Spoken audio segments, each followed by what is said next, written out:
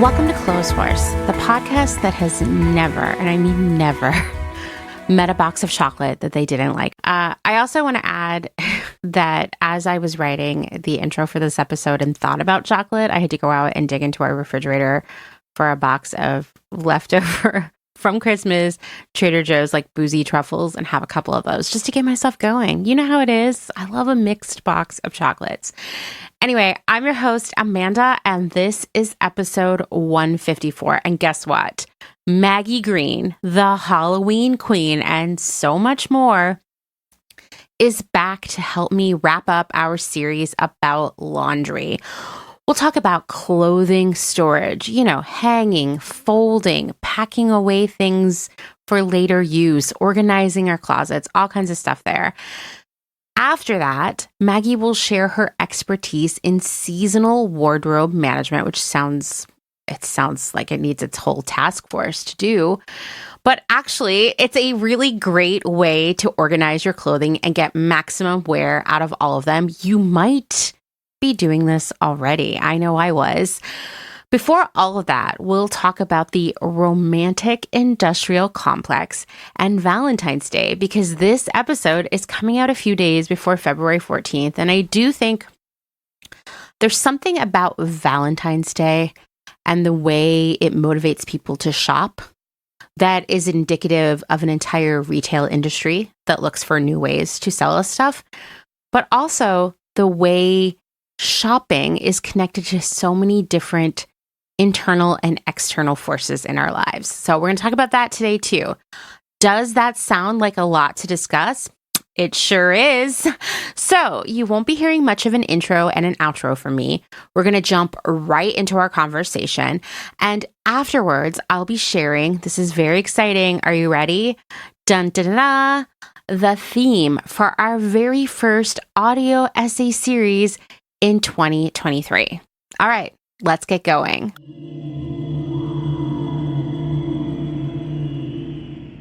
Well, Maggie, if people don't know you by now, will you please remind everyone who you are? Absolutely. Hello, everyone. I am Maggie Greene. That's green like the color with an E at the end.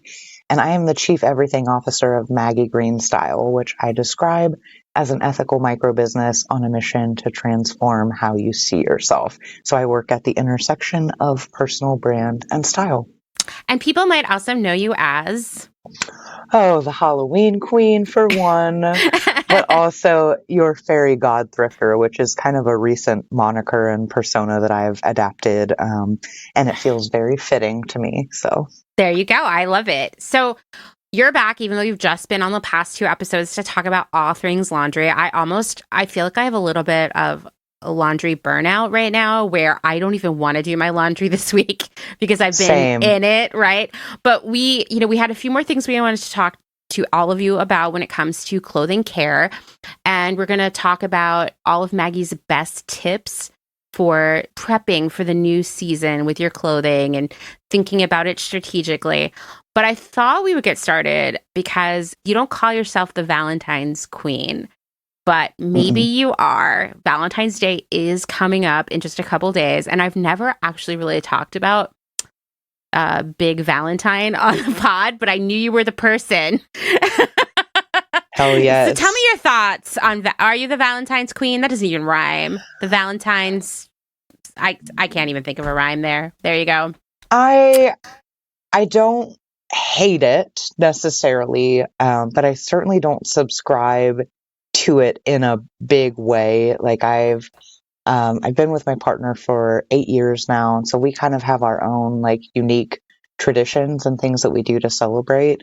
But looking back, when I think about Valentine's Day, like there are a lot of not so pleasant memories. Like I will never forget elementary school, and Valentine's Day was such a big deal. There were all these girls usually, right, who would get flowers sent to them either from their parents or from... in elementary school? Yes, as early as elementary school. And I just remember feeling like so covetous and jealous. And I just knew it was like, no one is ever going to send me flowers at school. And it made me feel bad. I really do well, I share with you the love of the aesthetic. Like I love Ah, I love the hearts aesthetic. and I love pink and the color red in combination. It's just, you can't go wrong. Red, pink, and hearts. It's beautiful.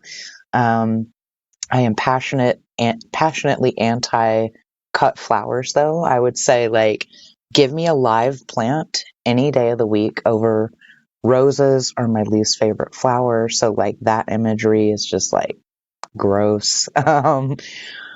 Let's see what else comes to mind. Like stereotypically Valentine's Day, I think of chocolates, which like Mm, why is that relegated to only one day of the year? Like if you want to get me chocolates, get them for me like on a random Tuesday, right, right. or just because, just made something that made you think of me.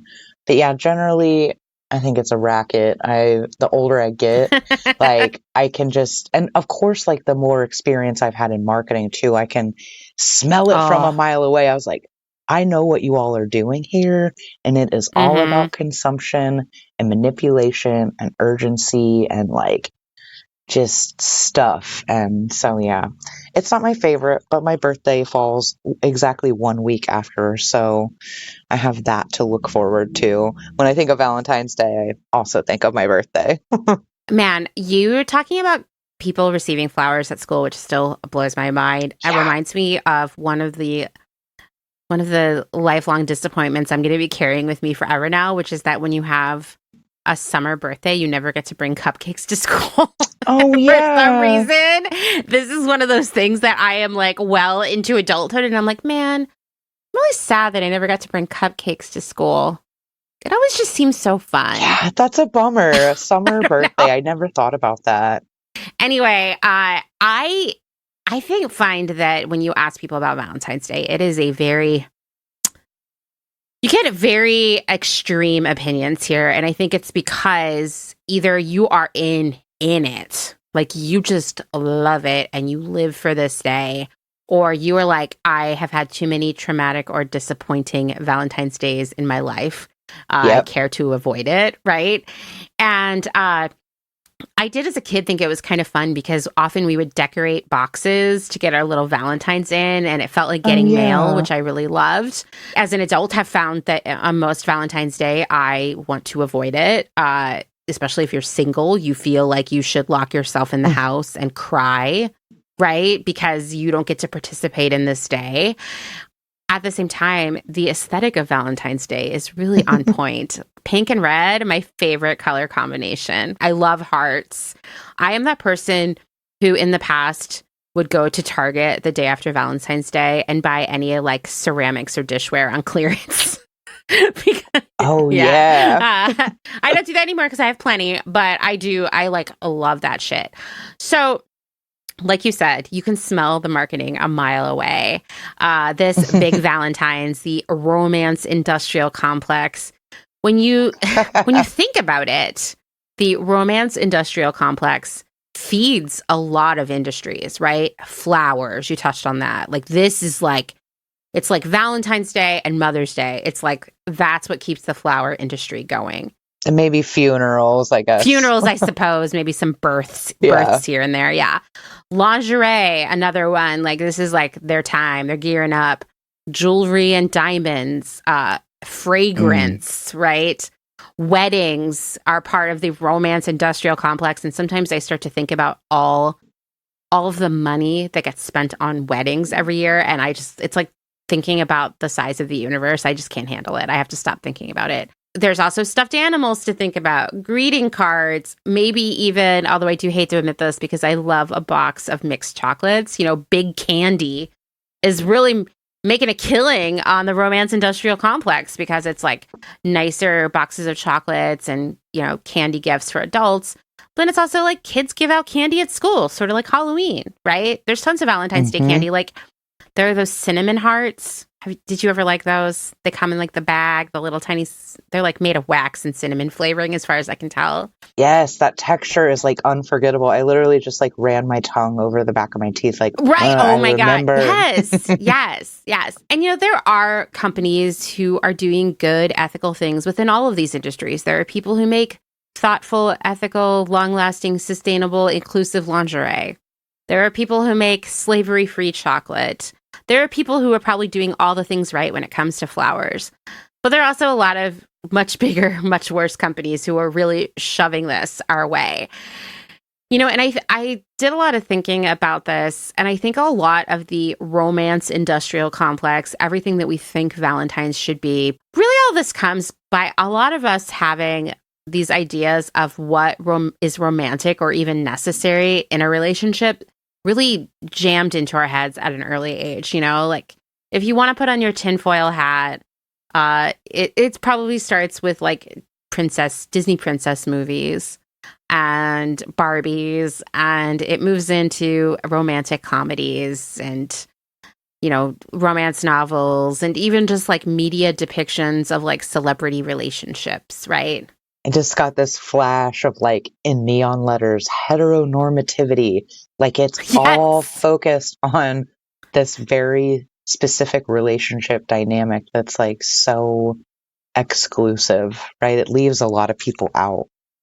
It really does. And like, honestly, a lot of the like sort of romantic misconceptions that are channeled towards us from all of these different areas, actually, like, I think that now in 2023, we're all starting to realize that many of them, in addition to being rooted in heteronormativity, also really actually a lot of toxic behaviors. Yeah. Right? Like that idea that like, the love worth having is the one that you have to really fight for, right? It seems to me like maybe it shouldn't be that hard, that you have to convince someone to like you, or that like true love means first you have to go through a whole lot of shit together and then you'll like find it. Or the person who treats you really badly will one day come around and then that means you belong together. You know, like that kind of stuff, which I would fall for all the time. I would be like, oh, the way this person treats me really poorly, that's just because they can't handle how they feel about me, or that's just how it goes, and over time they'll realize it. I think all that stuff, right? That you have to like earn it. Yeah, like all they need to do is get the perfect set of like dozen cut flowers and like the perfect piece of jewelry or lingerie to like make it all better too. Like that's a solution. It's gross. Yeah, it is like the people I found, not all of the people I found who really love Valentine's Day, it really often does come back to this sort of like transactional, like that's the day that I get to feel loved or special via like gifts or dinner out or what have you. And there's like one part of me that appreciates holidays because it does remind us to spend time with people and, you know, tell people how we feel, and just makes days more special, especially when you're, you know, an adult. You're like working all the time and things are stressful and you're tired and you're worried. And sometimes it's just nice to have something fun to look forward to. But I do think that Valentine's Day specifically also is just rooted in so much shopping. Yeah. That it I don't know. It's all the things that are bad. In fact, wait, I have a quote I'm going to read to you that I think really sums it all up. I found this 2012 article from The Nation. It's called "This Valentine's Day, Occupy the Romantic Industrial Complex." You have to remember, this is from 2012. This was a simpler time. This is like Occupy Wall Street era, right? This is like before Trump was president, before we had, you know, families separated at the border and children put in cages, and even more mass shootings and a pandemic and January 6th and all the millions of other bad things that have happened over the past few years. So they were comparing it to Occupy Wall Street. I actually think this message feels even more resonant than it did then. Yeah. So, and basically this whole article is about how making people feel bad about their relationships or their relationship status is a really big moneymaker in a gazillion different ways. Like Valentine's Day for one, but like, you know, if you had prettier hair or wore more makeup or wore sexier clothes or had the right bra or any of these millions of other things that you can buy, then you would be happier, right? Like you will get love or be loved more or what have you. And it's like silly, but I love this quote. It said, "The romantic industrial complex makes people unhappy by pressuring them to spend lots of money and at the same time making it impossible for all but a small percentage to fulfill their duty, as in like their romantic duty. The remainder of folks, on the other hand, are unable to participate or are left with feelings of inadequacy.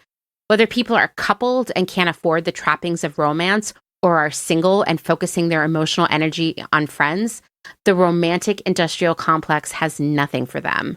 Valentine's Day has become the ultimate symbol of the relationship between love and economic interests. And I was like, damn, you're right. That It's word true. duty is definitely triggering in a way. I think Yes. about like traditional marriage vows and the word obey. Ugh. It's like this weird obligatory, of course it's rooted in patriarchy, and I'm sure there's white supremacy in there. Where there's one, there's the other. But like, Mm-hmm. yeah, that definitely captures it. That was a good find. That was a really good find. Once again, it was a simpler time. We had time then to think about Valentine's Day. Now, Hmm. not as much. And the reality is, even if we just say, okay, we're only going to look at this one slice of the romantic industrial complex, we're not going to talk about weddings or blood diamonds or, all of the diet culture that can be a part of this. We're not going to get into that. We're really just going to talk about Valentine's Day. The reality is that lots of people have made lots of money from this so-called Day of Love. And it started back in the 1840s when a woman named Esther A. Howland began selling Valentines in America in mass quantities. In fact, she was called the Mother of the Valentine. And they were, to be fair, they were really beautiful. Ribbons, lace, hearts. They were everything that we picture when we say vintage Valentine, right? Like all the trappings. This is when like Valentine's Day aesthetic begins. And I'm not mad about that part of it. You would be hard-pressed to find a vintage Valentine that doesn't either have white people or very racist depictions of people of color on them. But the other side of it, like the lace and the colors, like that stuff is really lovely. Following on that, Cadbury introduced the heart-shaped box of chocolates in the 1860s. And I will say, I love a box of chocolates. I love a heart-shaped box of chocolates. I think what I like, and I'm not Forrest Gump, but I like the excitement and variety of a mixed box of candy. Yeah. It's the little things, right?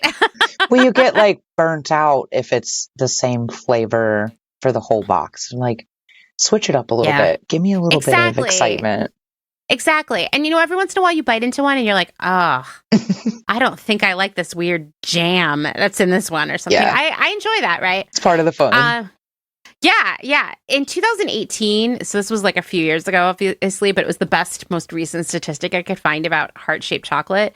Adweek reported that 36 million heart-shaped boxes of chocolate are purchased every year.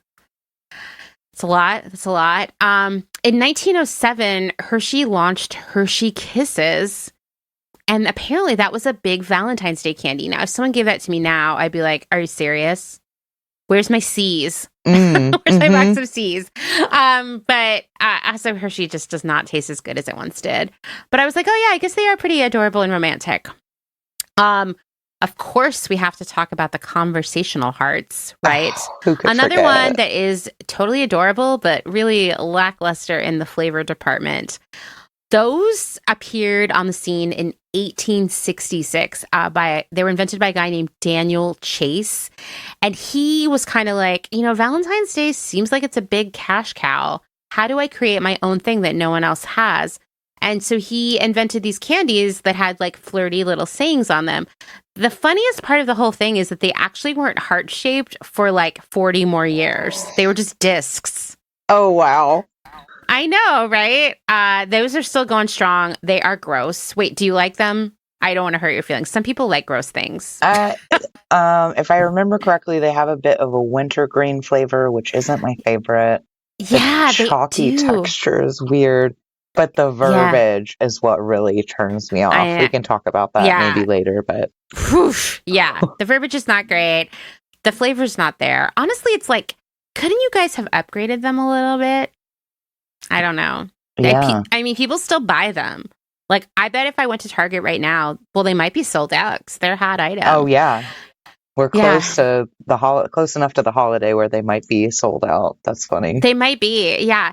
In 1907, Hallmark began selling Valentine's Day postcards. In fact, this is what began the Hallmark empire that now includes movies, right? Mm-hmm. Heteronormative movies. In 1913, they actually started making greeting cards because apparently the hot trend of postcards was over. What a short window. And their cards are really pretty, of course.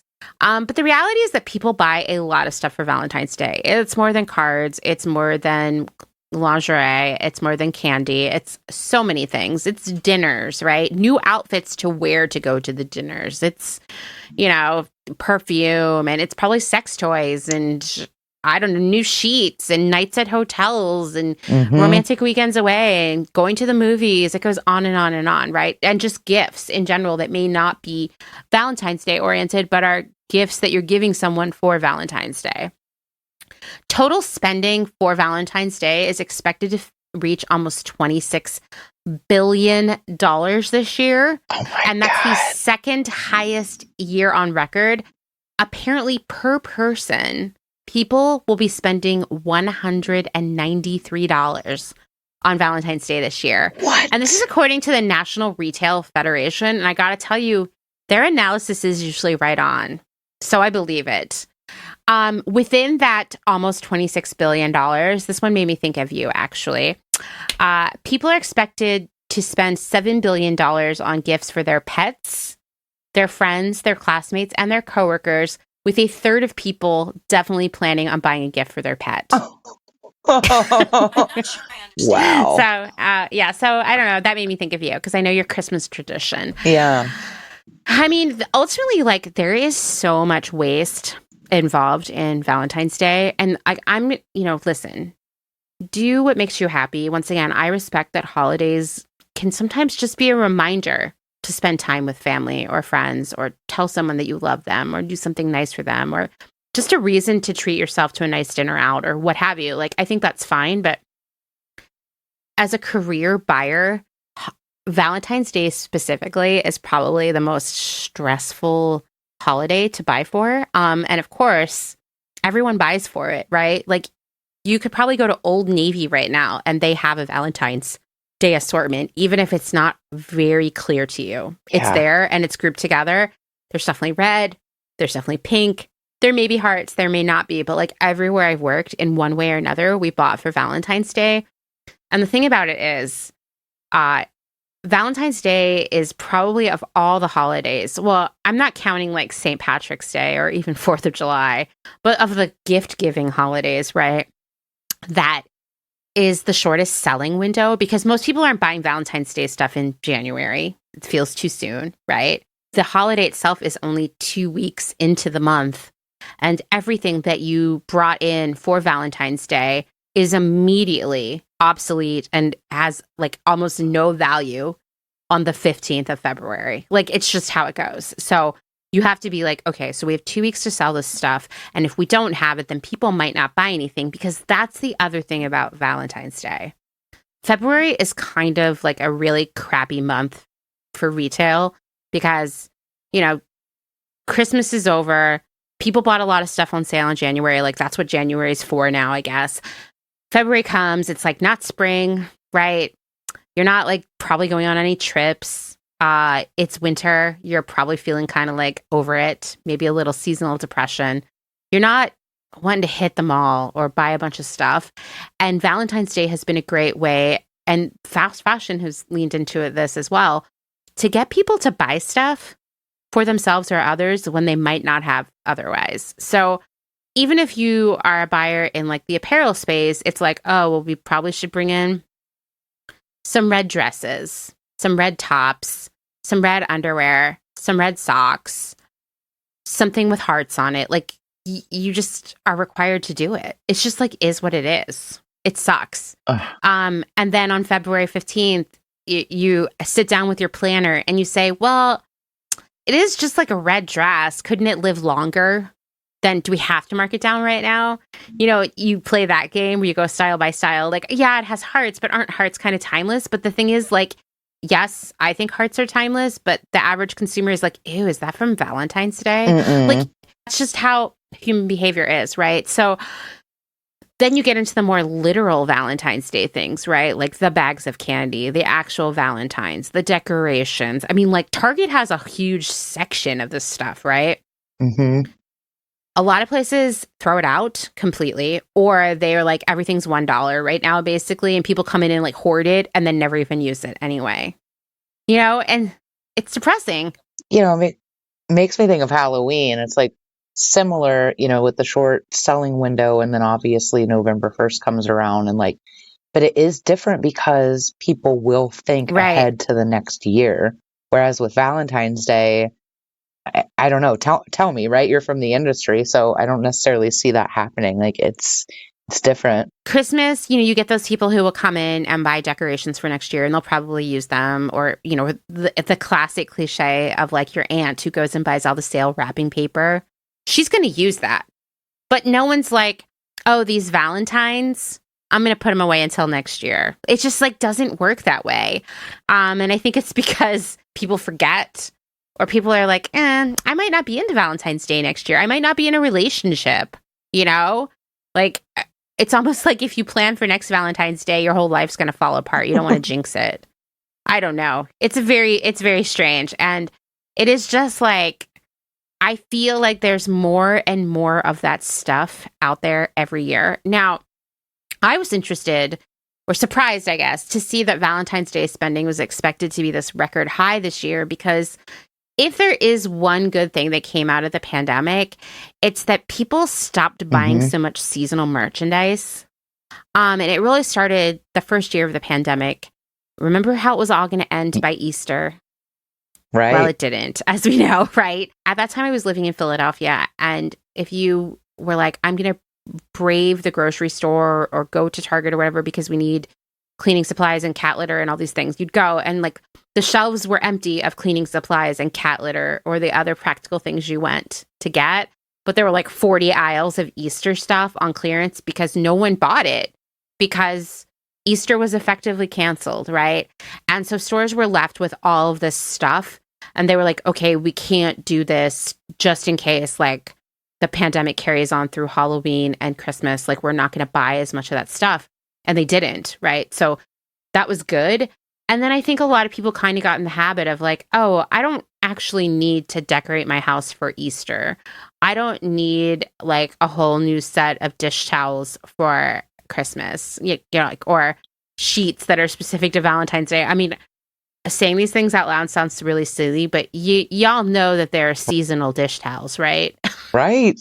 That's true. Right? Some people really go all out. Yeah, totally. I see them. Oh my God, Maggie, a couple weeks ago, we went thrifting in San Antonio, which is like my favorite place to thrift now.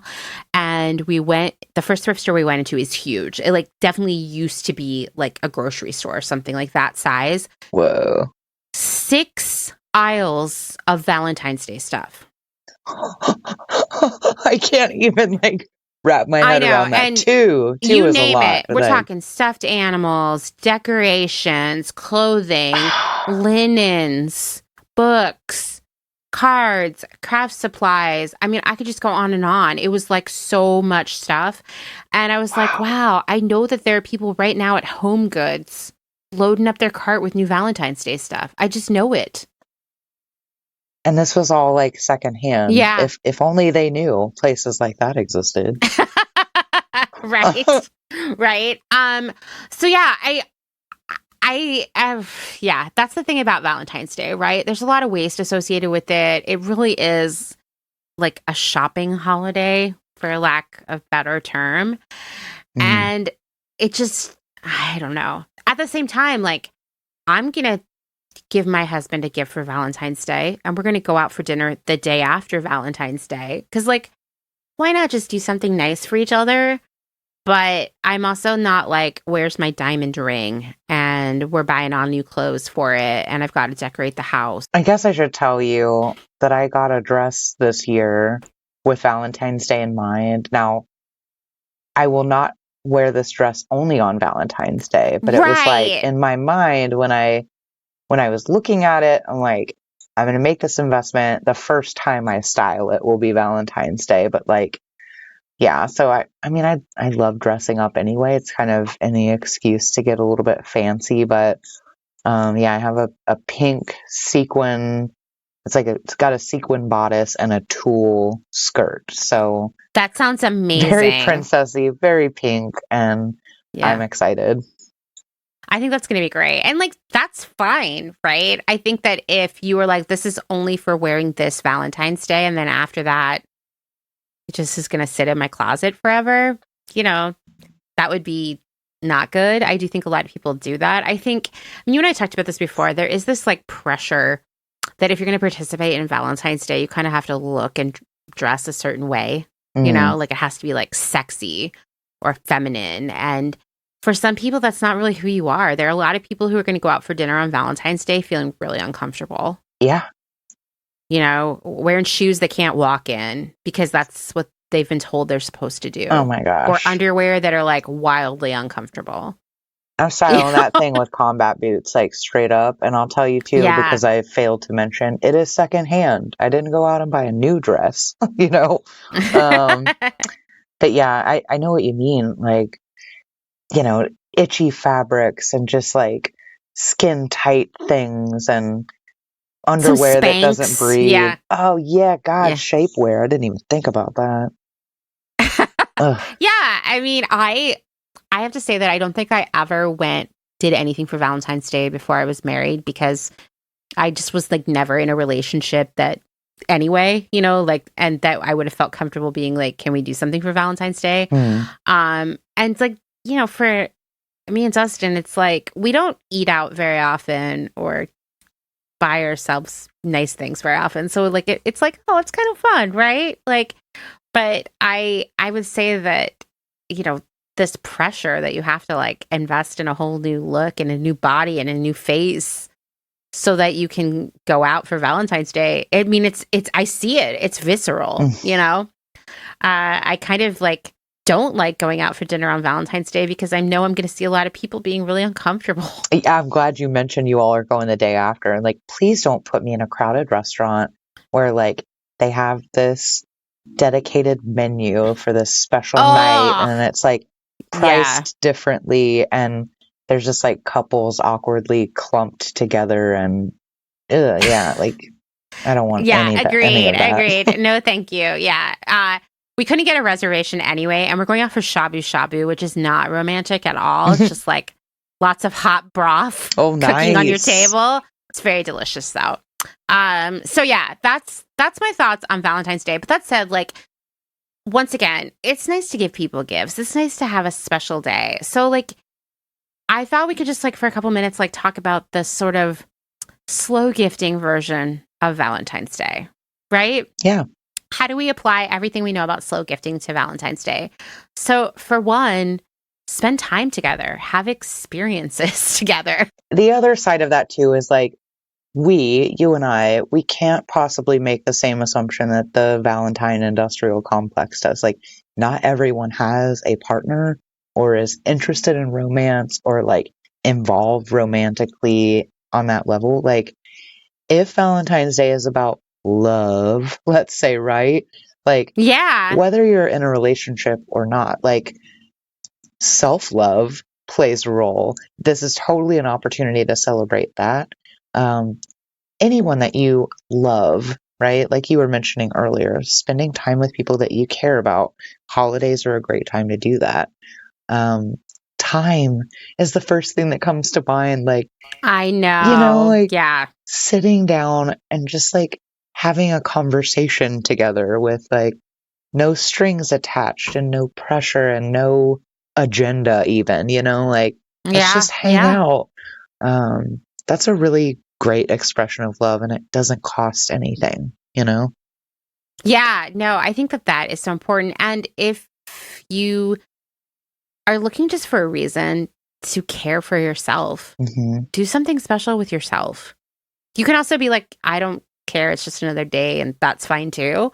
But if you were like, I work really hard all the time and I never take time for myself, perhaps be your own Valentine and do something nice for yourself. Whether that is you just lay on the couch all night and read books and order takeout, because takeout's pretty splurgy these Hmm. days, or this is very cliche, but you could like go to a spa. You could go on a hike. You could say, I'm taking myself on my own romantic weekend getaway I to a mean, place I've always wanted to go, you know? if you really want itchy, non-breathable, sexy lace underwear, even just to like hang out in the house and, like go for it. Sex toys, like whatever is your Whatever. thing. Yeah. Yeah, Bubble bath. exactly. I mean, yeah. If you are dying for an expensive piece of jewelry, just buy it for yourself. Yeah.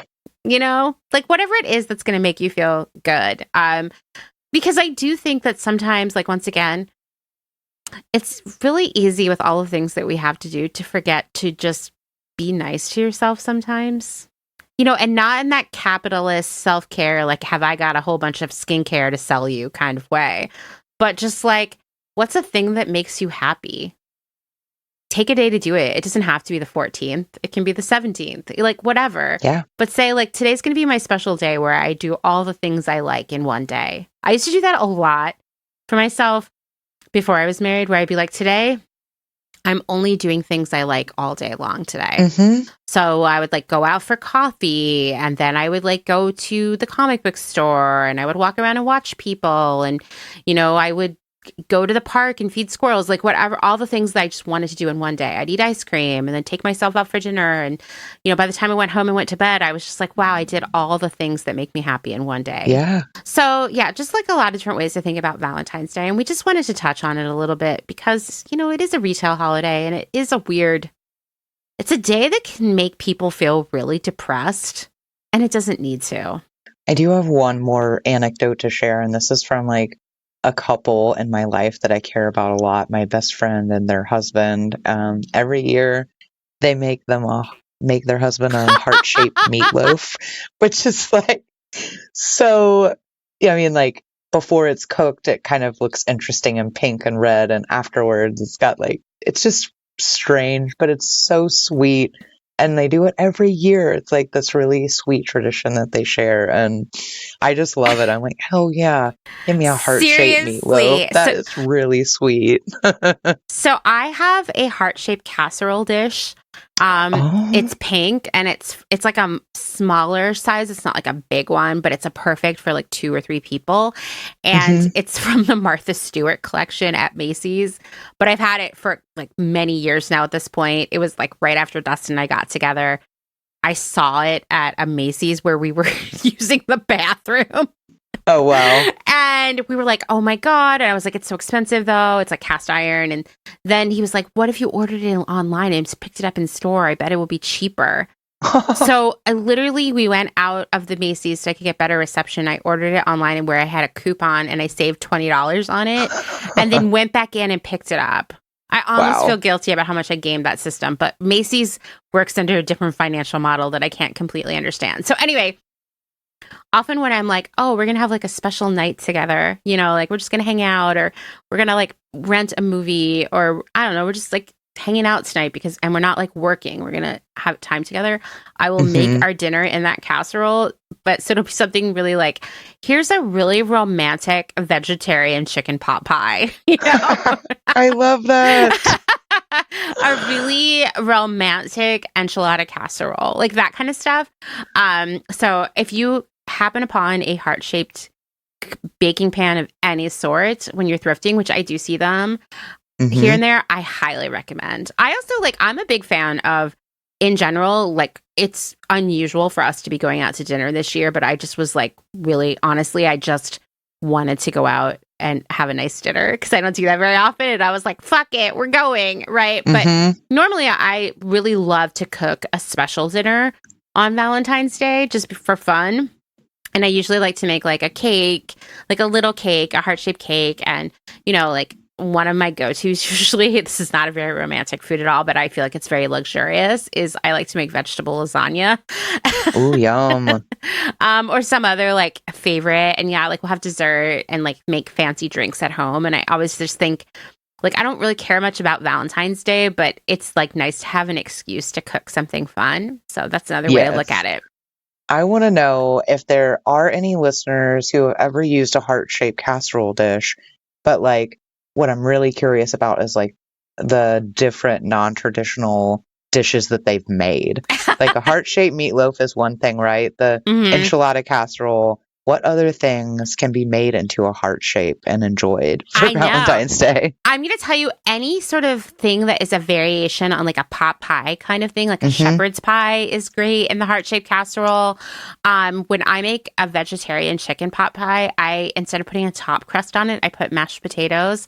And they kind of come up over Oh, the heart. It's delicious. I'm like getting kind of oh, I hungry as love we're it. talking about this. I know it's almost dinner time here. I That's know, funny. right? It's also like a lentil loaf, also great in a heart-shaped pan. My secret Mm, ingredient is barbecue sauce. Just putting that out there. yum. But everything tastes better out of a heart-shaped pan. Just saying. Everyone So needs cute. one.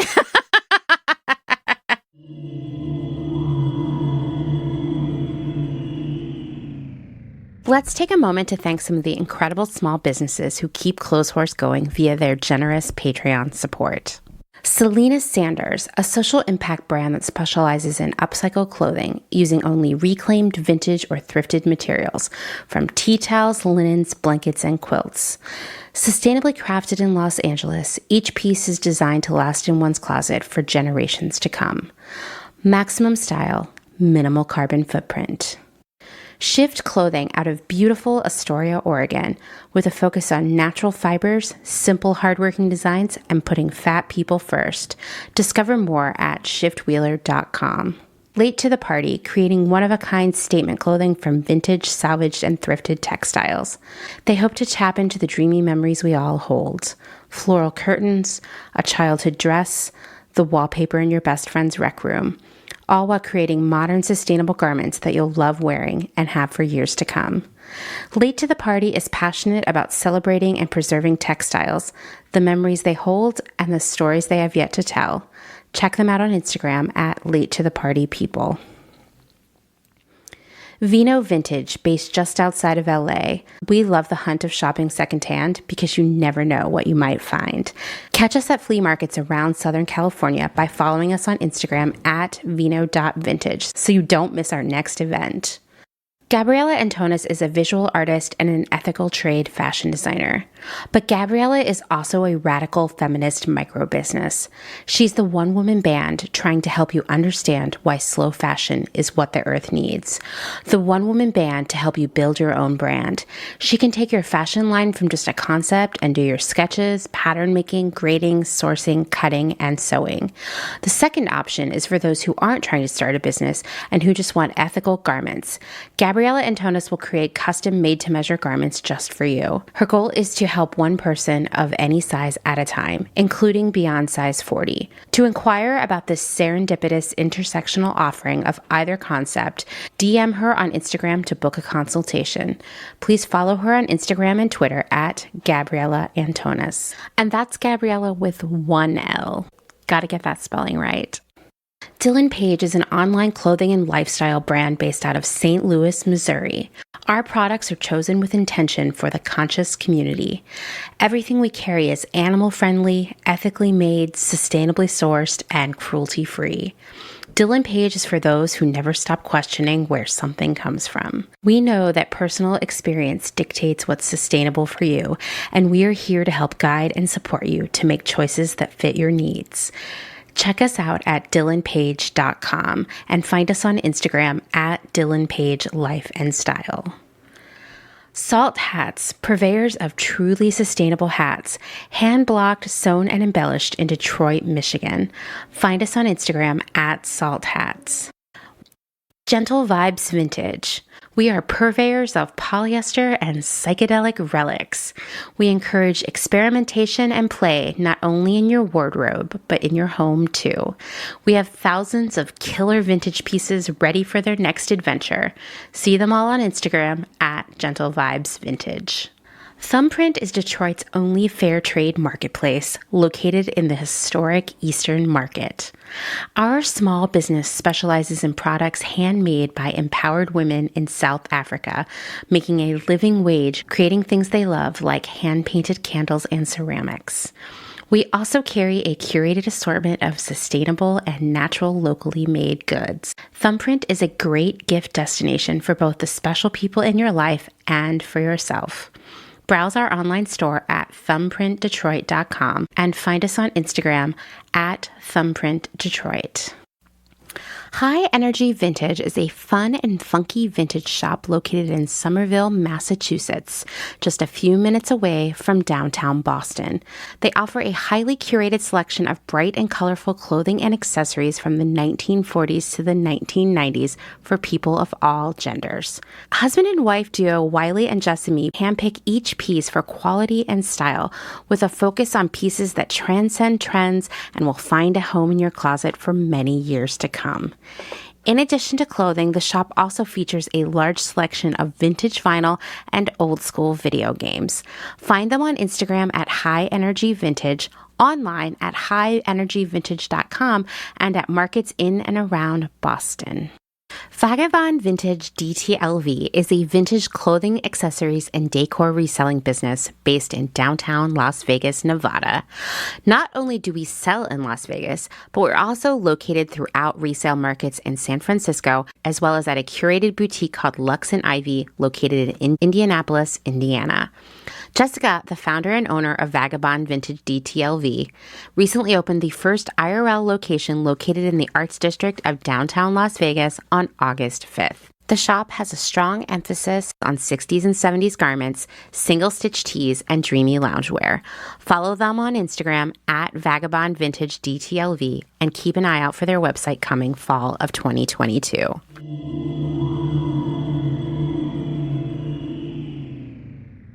All right, so that's Valentine's Day, but we're really here. We're like trying to tie up all our loose ends with the laundry sods and also just talk about how you can transition, get ready for the weather transition, the seasonal transition without shopping till you drop. Because naturally, which we'll talk about this a little bit more, any minute now, basically probably on February 15th, you're going to start getting emails about how it's time to think differently. It's time for a bunch of shopping because spring is here. Yep. After we finish the laundry, so it's 3 hours of conversation about laundry, Maggie was like, oh no, we forgot something. We forgot to talk about storing your clothes, hanging, folding, that kind of thing. And I was like, dang it. How did we miss that after 3 hours of talking, right? So we thought we would just touch on that a little bit because actually, like, how you store your clothing is a really big deal when it comes to extending its life. And this is another area where I have learned lessons the extremely hard way. When you like, especially apartment living, you're jamming stuff wherever you can get it, right? Yeah. So I think one thing is that there are some people out there who are of the mind that everything should be hung or everything should be folded. Like my husband, he folds everything. Sometimes I'm like, oh, I don't know, he should be folding a blazer, But other people, I had a roommate once, Nate, lovely guy, had a huge collection of t-shirts and he hung them all. They were all hanging. And he said, I just like looking at them hanging there. And I was like, that's fair enough. But you know what I learned? You shouldn't really hang your t-shirts because it stretches them out. Did you know that? It does. There's actually, in some of my notes, I was thinking about that, like, you get that weird stretched out bit in the shoulder. Yeah. In the neck, you have to like stretch it to get the hanger in. My partner, it's funny you were talking about your roommate, my partner hangs all of his t-shirts as well. But he's also colorblind, so having them in the drawers kind of reduces visibility. So having them hanging up is like, it helps with his disability, being able to like access things. That makes sense. So let's start with like stuff you should hang, or I mean, I hate to say you should always hang, but you should try to hang as often as possible. How about we say that? Mm-hmm. So one of those is dresses. And I haven't actually known anybody who's folded dresses, but to be fair, I have been that person who's like, oh man, I'm out of empty hangers. I guess I'll fold this dress and jam it in a drawer. And you know what happens? I never wear it. I totally forget about it. Or when I decide to wear it, it's like the most gnarly, wrinkly mess ever that I'm like, oh, I guess I won't wear it now either. So highly recommend that. I don't think there's any dresses in my collection apart from maybe like a knit, like a jersey that Yeah, like a feels like a t-shirt t-shirt. dress. Sure. Hmm. Yeah. Same thing goes for skirts. And I am going to confess that I have folded my share of skirts. I don't really, I think at this point I have like maybe 3 skirts, but there was definitely a time, and I remember it was like probably the period between 2010 and 2015 where I was like really into skirts. Skirts and t-shirts worn together. And Mm. I had a lot of maxi skirts, and it's like I knew that there you could get pants, or as they call them in the industry, bottom hangers to hang your skirt. I mean, I knew that because I'd worked retail for a long time, but Hmm. I was like, oh, it's just so expensive to get hangers. So I would just fold them and stack them on a shelf in my closet. And you know what? I was just always super wrinkly. Like, I don't really care. If you see me out in the wild, most of the time I'm going to be really wrinkly, and I just don't care that much. But I know that that is something that other people feel very uncomfortable with, like a wrinkly outfit. So hang your skirts. Yes. So you mentioned bottom hangers. I don't think I have ever heard that term, but of course I've not worked in retail. I've owned many a bottom hanger and didn't realize that's what it was called.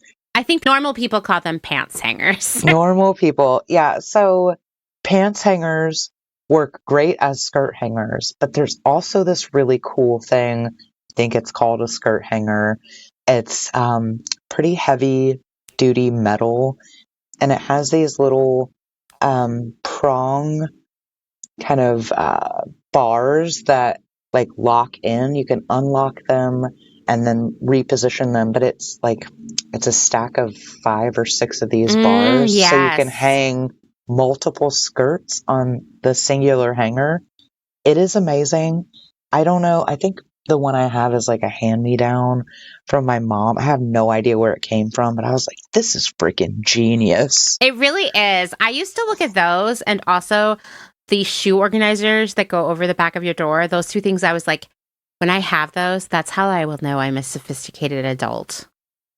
Oh, it's peak organization. It's like Yeah, you have your life together. Everything, yeah, your shit is figured out. Yeah, totally, I know totally. what you mean. I also say that, well, on the subject of bottom hangers, that sometimes they are actually the best option for hanging certain tops and dresses. So Hmm. I wear a lot of dresses that have puff sleeves. And often that means there's like, that elastic around the cuff. If it's a short sleeve, puff sleeve top, it's way better to actually hang the bodice of the dress using the pants hanger than to put the puff sleeves on the regular hanger, because the weight of the dress inevitably will stretch out that elastic and the puff sleeves. You don't want to do that. Yeah. So I have a lot of bottom hangers in my life now. I crossed a point one day where I was like, maybe I don't want to be wrinkly all the time. Or like destroy clothes because I'm rolling them up or stuffing them in drawers, or, these, like, the hack about the dresses I actually learned from a Facebook group for people who are big fans of Selkie. I was like, oh my God, why aren't we taught this stuff? This is amazing. You're right. These should be on bottom hangers. Also, if you have like dresses that have like a lot of smocking in the bodice, or like another kind of dress that I love, or like the straps that you tie. Also, once again, hanging on a bottom hanger, clip it, Hmm. and you're never going to worry about it falling on the floor, and then getting Oh lost, gosh, right? yeah. Yeah. So they're not just for slacks anymore. But also you should hang flowy garments, linen. Things that are linen are going to actually, like, sometimes that weight of the clothing working, like the weight of the clothing hanging, the gravity there works against you, as in like stretching out sleeves and stuff. Other times it works in your favor because it actually pulls out the wrinkles. And with linen, that's a really great example. I have literally got a linen blend 3-piece suit just out of reach off, in my closet area right now. I'm like touching it, and it has been hanging on these hangers for probably 2 months, and it looks beautiful. Whereas if I had folded it or, stored it in some other way, it would be like just totally trash, wrinkly. Yeah. You know. Hanging is kind of magical. I'll tell you that, I travel a lot for work, and if I'm going to be there for more than one day, the first thing I do when I get into the hotel is I take all my clothes out of my suitcase and hang them. So smart. It makes you feel like, I don't know, like I'm ready, you know? Mm-hmm. And because everything looks terrible when you take it out of a suitcase. It's just like the rule.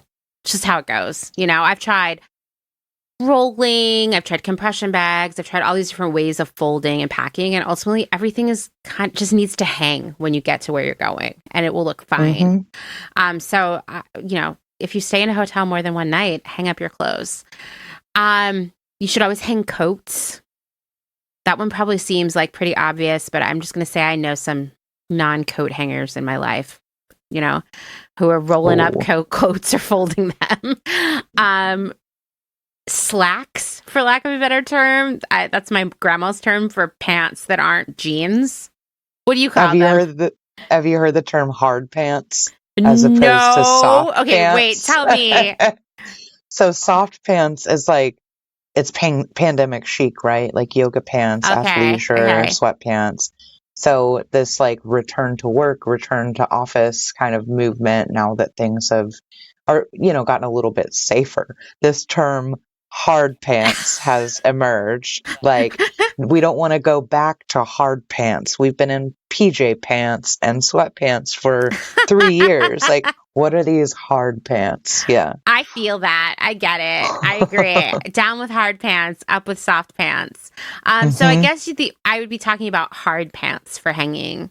Although if you want to hang your sweatpants, more power to you. I think that's really fancy of you. And probably they could get wrinkly anyway. Okay, you added something here about sequined or embellished clothing, which I think is really smart. Yeah, whether it's like a blouse or a shirt or a skirt or whatever, I would recommend that you hang them inside out, particularly so that they don't like get snagged on other items. So smart. Yeah. Because that is real. Or if you have a lot of clothes that are tulle, like be strategic about where you hang that stuff. That's something I've learned the hard way. I actually had this dress that was just like layers of tulle, and it just ended up in my closet next to a coat with a zipper. Oh, no. And it was like, I felt like I was doing surgery. Like I had tweezers, like trying to separate the two. Yeah. Because, you're in there, you're shoving things around, stuff happens. There are also things that you should probably fold. And how you choose to fold them. I mean, I have very strong thoughts on this. I feel like everybody has their own special folds. Mine is, I'm going to be really honest, comes from many years of folding countless numbers of t-shirts at Urban Outfitters. Oh, I can picture it. I fold like a retail person. Yep. Yeah. And I can do it without a board. It's like a drop fold. And then sometimes maybe I'll fold it in half from there. But like my mom always had a really specific way about how she wanted towels folded. I'm the same way. Yeah. Okay, and I do that now. And when I see, like, in the rare situation where Dustin is folding the towels, I'm like, oh, I really don't like that. Like, that's not how towels are supposed to look. I can't explain it. Anyway, I refold them. I'm like, thank you, Scott, for doing the laundry. And I'm just going to refold these towels so they fit in the cabinet. I just can't believe you just folded them in half and in half and then in half again. When it's really like half and then thirds. Yes. And then, yes, exactly.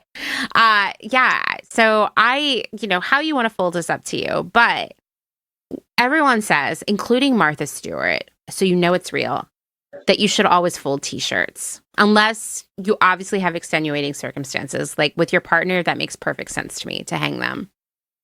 But in general, it's best to fold them because it keeps their shape.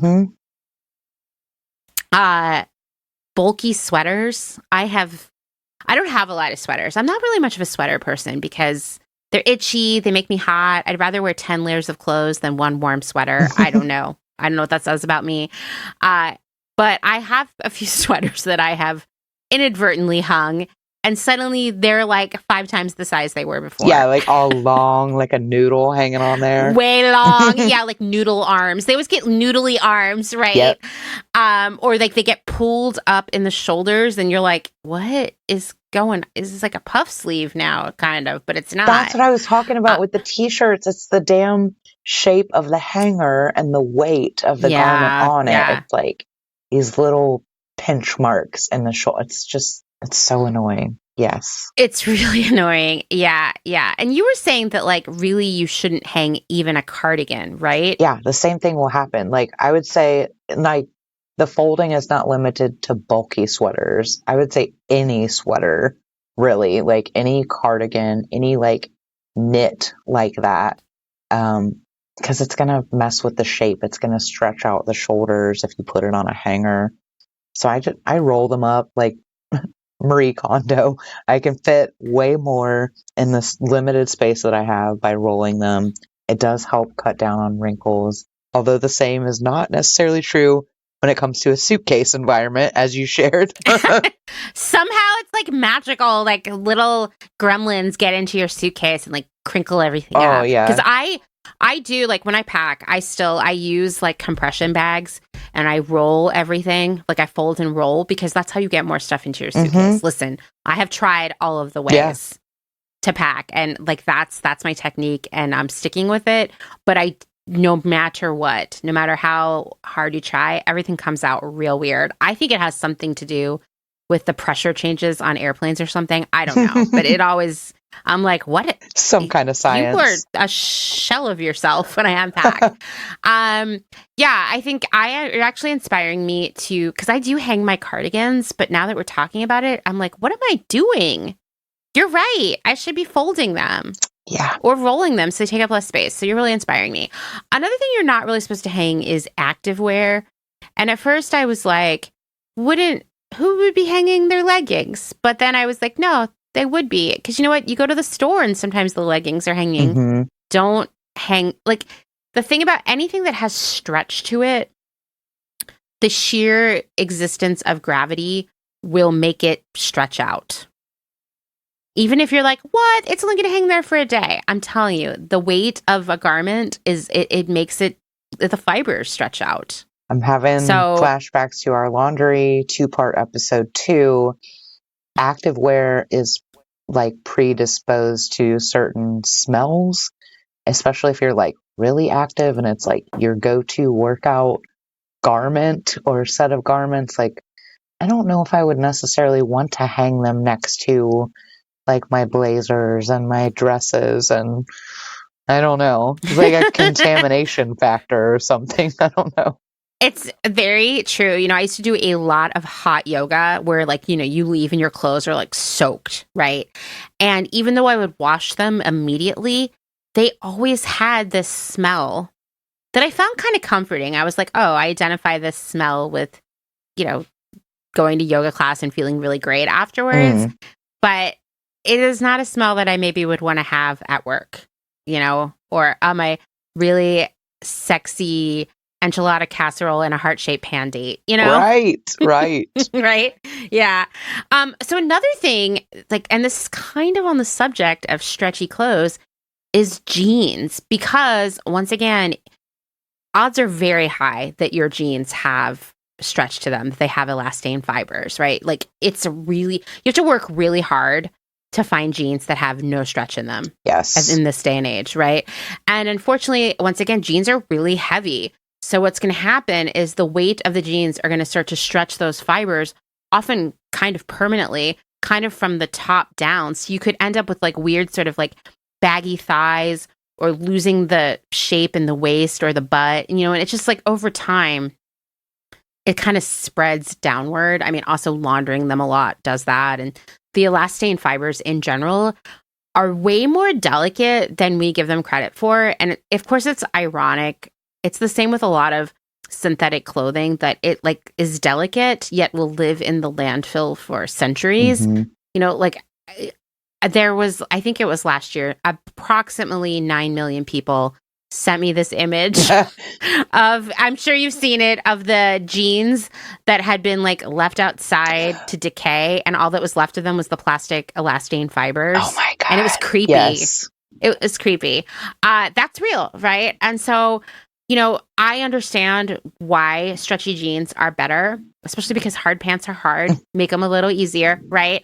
And they fit better, and, you know, they make you feel better just in general. Totally get it. Jeans are really hard. That's why I don't wear them, because even stretchy jeans stress me out.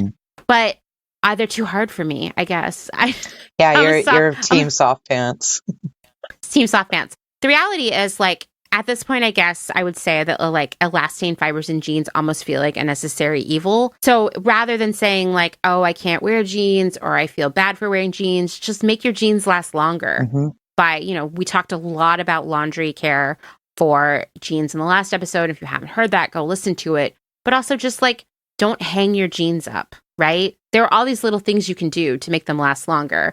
So you don't have to deal with the unsurmountable guilt of wearing stretchy jeans. Have you ever seen like whether it's stretch or rigid denim, if you hang up a pair of jeans and like maybe you haven't worn them for a while? I think we talked about like sun bleaching in the laundry episode, but like you can see some discoloration like where the hanger was, and there's actually like a physical change in the fibers that, like you said, can be permanent, but it's like visible before you even put them on. There's like this worn out line from the pressure of the hanger.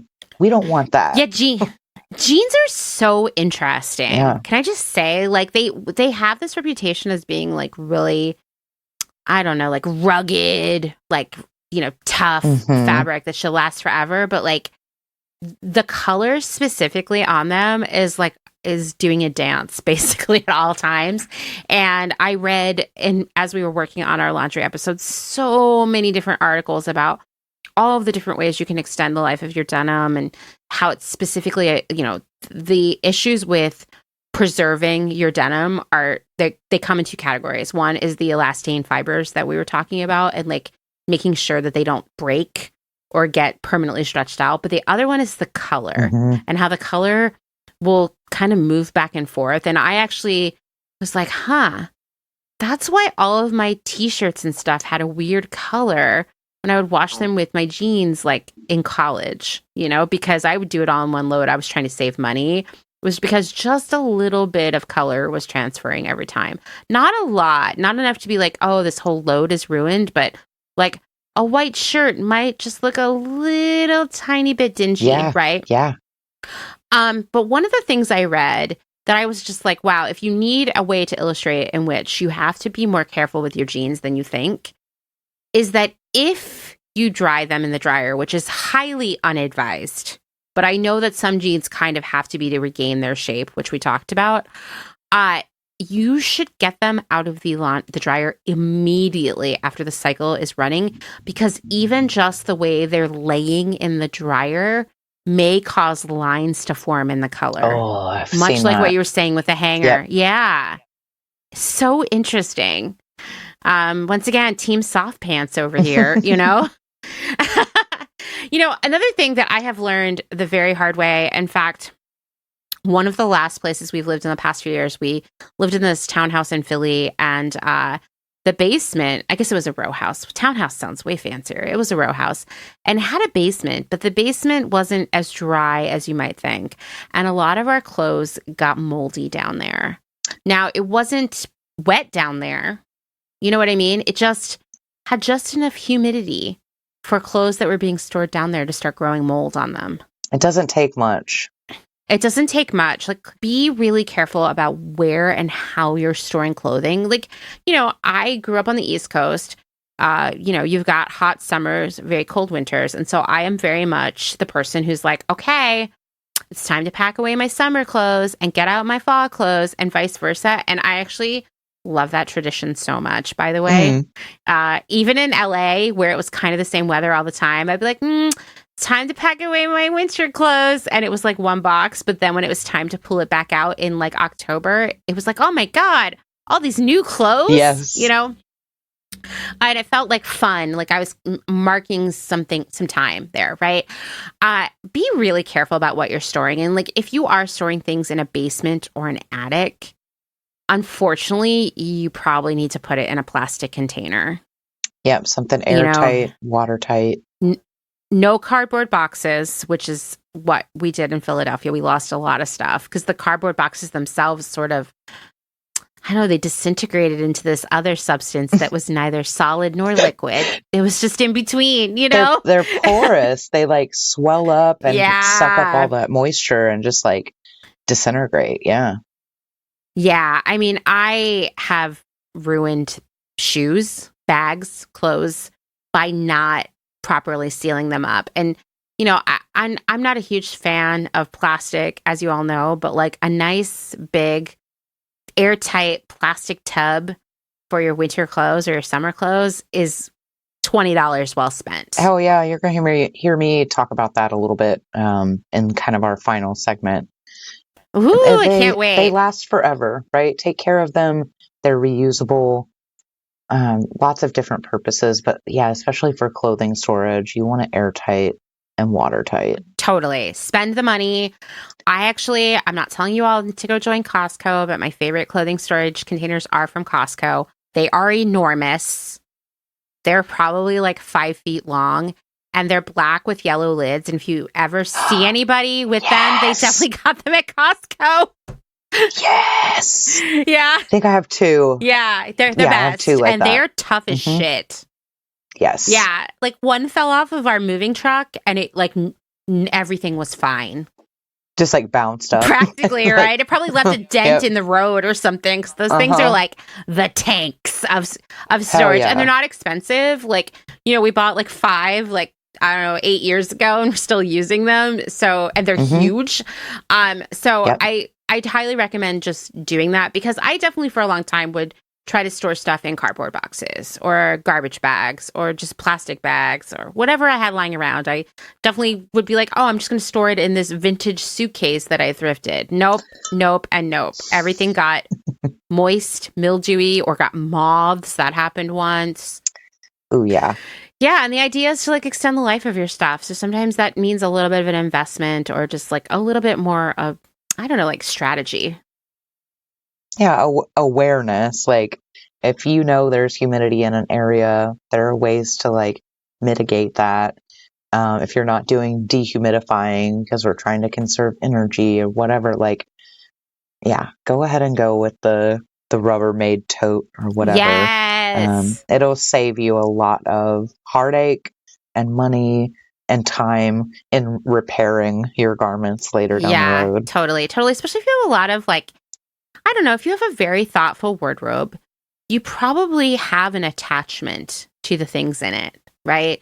It took you a long time to find the perfect secondhand leather jacket, the perfect velvet blazer, the dress that you'd always been dreaming of. Like this is like so silly, but there was this dress that caught my eye about 2 years ago. It was from Lisa Says Ga, and it's sort of a play on the famous Princess Diana black sheep sweater that had like all white sheep, but like one black sheep. And so this is like, they call it the black sheep dress, and it just was black and white sheep all over it. And I was like, man, I really want that dress. I'm going to play the long game, and someday I will find it secondhand. And wouldn't you know, found it last week. And I was like, this is my precious, like don't touch it unless your hands are clean, that kind of thing. And so that's what I call my pieces too. I'm like, precious, right? Precious. Because you waited so long, or you looked so long, or you were like, I'll never find a blazer that can contain these bosoms. And then you do, and you're like, okay, we must do everything we can to protect this blazer, Right. Yes. So anyway, I would just say, like, you care about these things, take good care of them.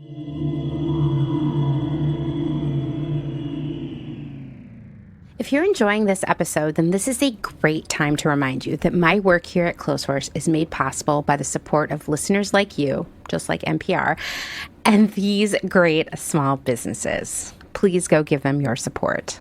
Blank Cass, or Blanket Coats by Cass, is focused on restoring, renewing, and reviving the history held within vintage and heirloom textiles. By embodying the love, craft, and energy that is original to each vintage textile as I transfer it into a new garment, I hope we can reteach ourselves to care for and mend what we have and make it last. Blank Cass lives on Instagram at @blank_Cass, and a website will be launched soon at blankcass.com. Located in Whistler, Canada, Velvet Underground is a velvet jungle full of vintage and secondhand clothing, plants, a vegan cafe, and lots of rad products from other small sustainable businesses. Our mission is to create a brand and community dedicated to promoting self-expression, as well as educating and inspiring a more sustainable and conscious lifestyle, both for the people and the planet. Find us on Instagram at shop_velvetunderground or online at www.shopvelvetunderground.com. St. Evens is a New York City-based vintage shop that is dedicated to bringing you those special pieces you'll reach for again and again. More than just a store, St. Evens is dedicated to sharing the stories and history behind the garments. 10% of all sales are donated to a different charitable organization each month. New vintage is released every Thursday at wearstevens.com with previews of new pieces and more brought to you on Instagram at wear_st.evens. That's Wear St. Evens. Country Feedback is a mom and pop record shop in Tarboro, North Carolina. They specialize in used rock, country, and soul and offer affordable vintage clothing and housewares. Do you have used records you want to sell? Country Feedback wants to buy them. Find us on Instagram at Country Feedback Vintage and Vinyl, or head down east and visit our brick and mortar. All are welcome at this inclusive and family-friendly record shop in the country. Republica Unicornia Yarns, handmade yarn and notions for the color obsessed, made with love and some swearing in fabulous Atlanta, Georgia by head yarn wench Kathleen. Get ready for rainbows with a side of giving a damn. Republica Unicornia is all about making your own magic using small batch, responsibly sourced, hand-dyed yarns and thoughtfully made notions. Slow fashion all the way down and discover the joy of creating your very own beautiful hand-knit, crocheted, or woven pieces. Find us on Instagram at Republica_Unicornia_yarns and at www.republicaunicornia.com. Picnic Wear, a slow fashion brand ethically made by hand from vintage and dead stock materials, most notably vintage towels. Founder Danny has worked in the industry as a fashion designer for over 10 years, but started Picnic Wear in response to her dissatisfaction with the industry's shortcomings.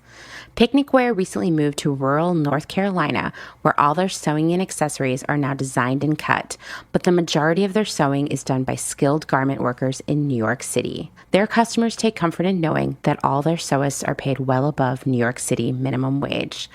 Picnic Wear offers minimal waste and maximum authenticity. Future vintage over future garbage. Cute Little Ruin is an online shop dedicated to providing quality vintage and secondhand clothing, vinyl, and home items in a wide range of styles and price points. If it's ethical and legal, we try to find a home for it. Vintage style with progressive values. Find us on Instagram at Cute Little Ruin. The Pewter Thimble is a curated secondhand shop based out of Rome, Italy. Owner Desiree Marie Townley has a background in costuming and makeup for dance and opera and focuses on dressing for the character you want to be in the world. Curated collections are dropped in a story sale and always have a specialized theme, like the color palette of Starry Night, the film classic Casablanca, and the children's novel The Secret Garden. Desiree works with local artisans, and pieces are rescued from markets and rehabilitated and resold with worldwide shipping. The Pewter Thimble is a collection of pieces that will have eternal style from the Eternal City. Discover more on Instagram at The Pewter Thimble.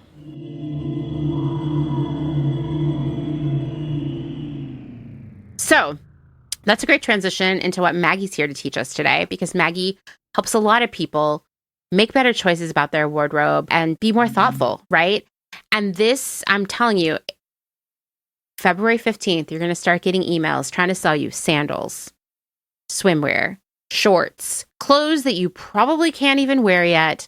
And it's all sold to you with this conceit that anything you wore last spring or summer, you cannot wear this year for reasons we don't understand. Because as I was telling Maggie when we were prepping for this episode, I was looking at a lot of the spring fashion trends or early spring collections that people were delivering. And I was like, it's literally the same clothes from last year and the year before that and the year before that. Same shit. And so on. Yep. Yeah. So you don't need to go buy a bunch of clothes, but you can still be excited about the season change. So Maggie, tell us what your advice to us is. Well, so before I get into tips and context, I want to share something personal about me and my own wardrobe. Okay. Anyone who listened to the laundry episode will remember Tracy. She actually came to my house one time and saw my space where I have clothing storage. It's also my workspace and like makeshift studio. And the look on her face and what she said kind of surprised me. She's like, "This is it? I thought there would be more than this."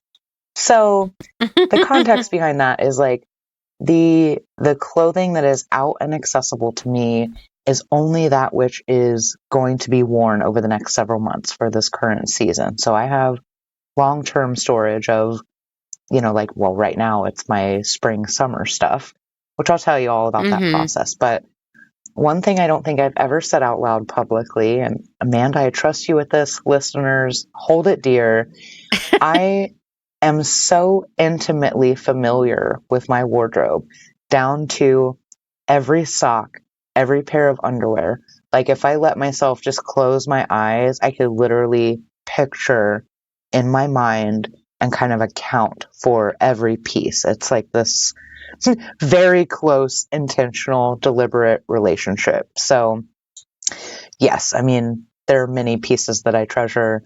Of course, I want to take care of them. There are pieces that I have had for years and years, and many more that I want to keep until I die, right? Like bury me in this shit. So, the clothes Right. really are Totally. important to me.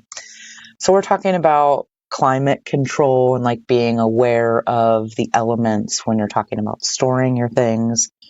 Weather plays a huge role in deciding like what to wear and what clothes are important at what point. And that's really what I mean by this kind of concept of seasonal. It's not what the Mm-hmm. retail industry tells you is seasonal. It's not based on the calendar. If there's any indication, it's literally the weather, right? So, Yeah. just for context, would you wear a parka in summertime or a bikini in wintertime? Probably not, right? But it also depends. It depends on where you live, what the climate is like, what the humidity level is like, all of those things. Again, for personal context, I've lived in Florida, which is like really hot, really fucking humid, like up to 100% humidity. I've lived in Canada, Eastern Canada, Southeastern Canada, where it was very cold and very damp at times. I've lived in Kentucky, which is, I think, of all the places I've lived, it might have the most kind of traditional 4-season calendar kind of climate. Definitely a distinct spring, summer, fall, and winter. Very high humidity as well. It's in the south. I've lived in the high desert, like on the border of Mexico, basically in southern Arizona, where it's like super dry and arid and hot. And now I live in Washington State, which is, I'm giving you all that information to tell you where I am now, everything that I've kind of learned about this approach to seasonal wardrobe management is what I call it, which is like, it sounds like an entire department of like, It really does. highbrow intentionality when it comes to wardrobe. So Washington State, we're talking the Pacific Northwest, it has 2 seasons, at least what I've gathered, and that is with climate change, as a factor. So we have cold and wet is one season, or the rainy season, whatever you want to call it. And then we have warmer and not as wet. So they tell you all the time, right? You probably have heard the stories like it always rains in Seattle. It's kind of true. We get like maybe 3 months out of the year where it's not raining. Doesn't mean it's going to be sunny, but I'm sharing this because it's all important when it comes to what the heck do I need access to clothing wise, right? Um, Mm-hmm. okay. So the way that I approach it, and often, certainly with my local clients in the Northwest, I do this twice a year. So there's 2 relative seasons. I do what I call my seasonal swap twice a year. it doesn't fall cleanly at the 6-month mark on the calendar. So again, it's like it's all about the weather and like the elements Right. giving you these signals. So I go through literally everything that's in my current closet and I prepare, like you were talking about, right, Amanda, to swap it out for the upcoming season. So I go Yeah. through everything Yeah. that's hanging up, everything that's folded, and all of my shoes. Anything that's not dedicated to the current season goes into, drum roll, we just talked about these, air and watertight totes or bins that I literally have stacked in like this random, I can't even call it a closet because it doesn't have a door. It's just this weird space in my hallway. I have them stacked. So all of my spring and summer things are there now. My fall and winter things are accessible because it's still cold out, right? The Mm-hmm. idea behind seasonal wardrobe management is, or the seasonal swap concept is to curate only the items you'll need and wear for the current season, or as we've seen in climate change, whenever the weather decides to like change dramatically again. Yeah. The Yeah. value of this is it saves you from having to like literally comb through, like, I'm picturing like swimwear hanging up, and I know that's not like reality, but like, can you imagine having to comb through, like, sliding the hangers back and forth, and it's all swimsuits, and all you need is a parka, or the reverse, where it's like parka after parka after parka, and you just need that one bikini, right? That's nonsense. It's like, it's just like Yeah. scrolling. It's a waste of time, a waste of energy and bandwidth. So So wait, I have a question for you. please. Because like you're preaching to the choir here, right? Like I've been doing the pack away since I was a kid. Mhm. Here in Austin, this was our first, we've been in Austin now officially a year, and I didn't pack away my summer clothes until December. That was like a very new calendarization of my wardrobe. Wow. And I expect I'll probably, I mean, it's hard to say. Last week we had an ice storm. Today it was in the 70s. I have no idea when I'll be making the swap, but like, even though this is a place that maybe you don't think of as being like particularly seasonal in the way the Pacific Northwest or the East Coast might be, like the summer here is like 90s and 100s, and the winter is like more like 50s, 60s, 70s. And that is a big wardrobe difference, right? Mm-hmm. Like you do need stuff. That all to say, have you met clients who did not do this, / do you know people who do not do this? Because this is wild to me that someone wouldn't. It's like makes your life so much easier, and it's like kind of fun. Yeah. So to answer your question, yes. And I feel the same way. Of course, I'm a professional. I have to like keep my facial expressions in check. And it's like, it is mind boggling though. Like how long does it take you to get ready? Right? It You're sounds like, so stressful to me. It is very stressful. Yeah. So why do you do this? I wonder, we'll be curious, right? When the episode comes out, tell us what your approach is. Do you leave everything out on display at all times?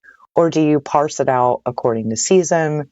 Do you keep your winter coats out in the heat of summer? Like, tell me, because I want to know what's going on in your brain. I also want to help you. That's why I'm telling you about this today. So why do we do this, right? It's the idea of getting what's not serving you immediately or like relevant or useful in the moment out of the way, Right. because it cuts down on stress when you're getting ready. It reduces decision fatigue or analysis paralysis, whatever that, catchphrase du jour is. Like it saves you time and energy. It helps you access what you need more quickly, right? And we know people have shorter attention spans now more than ever.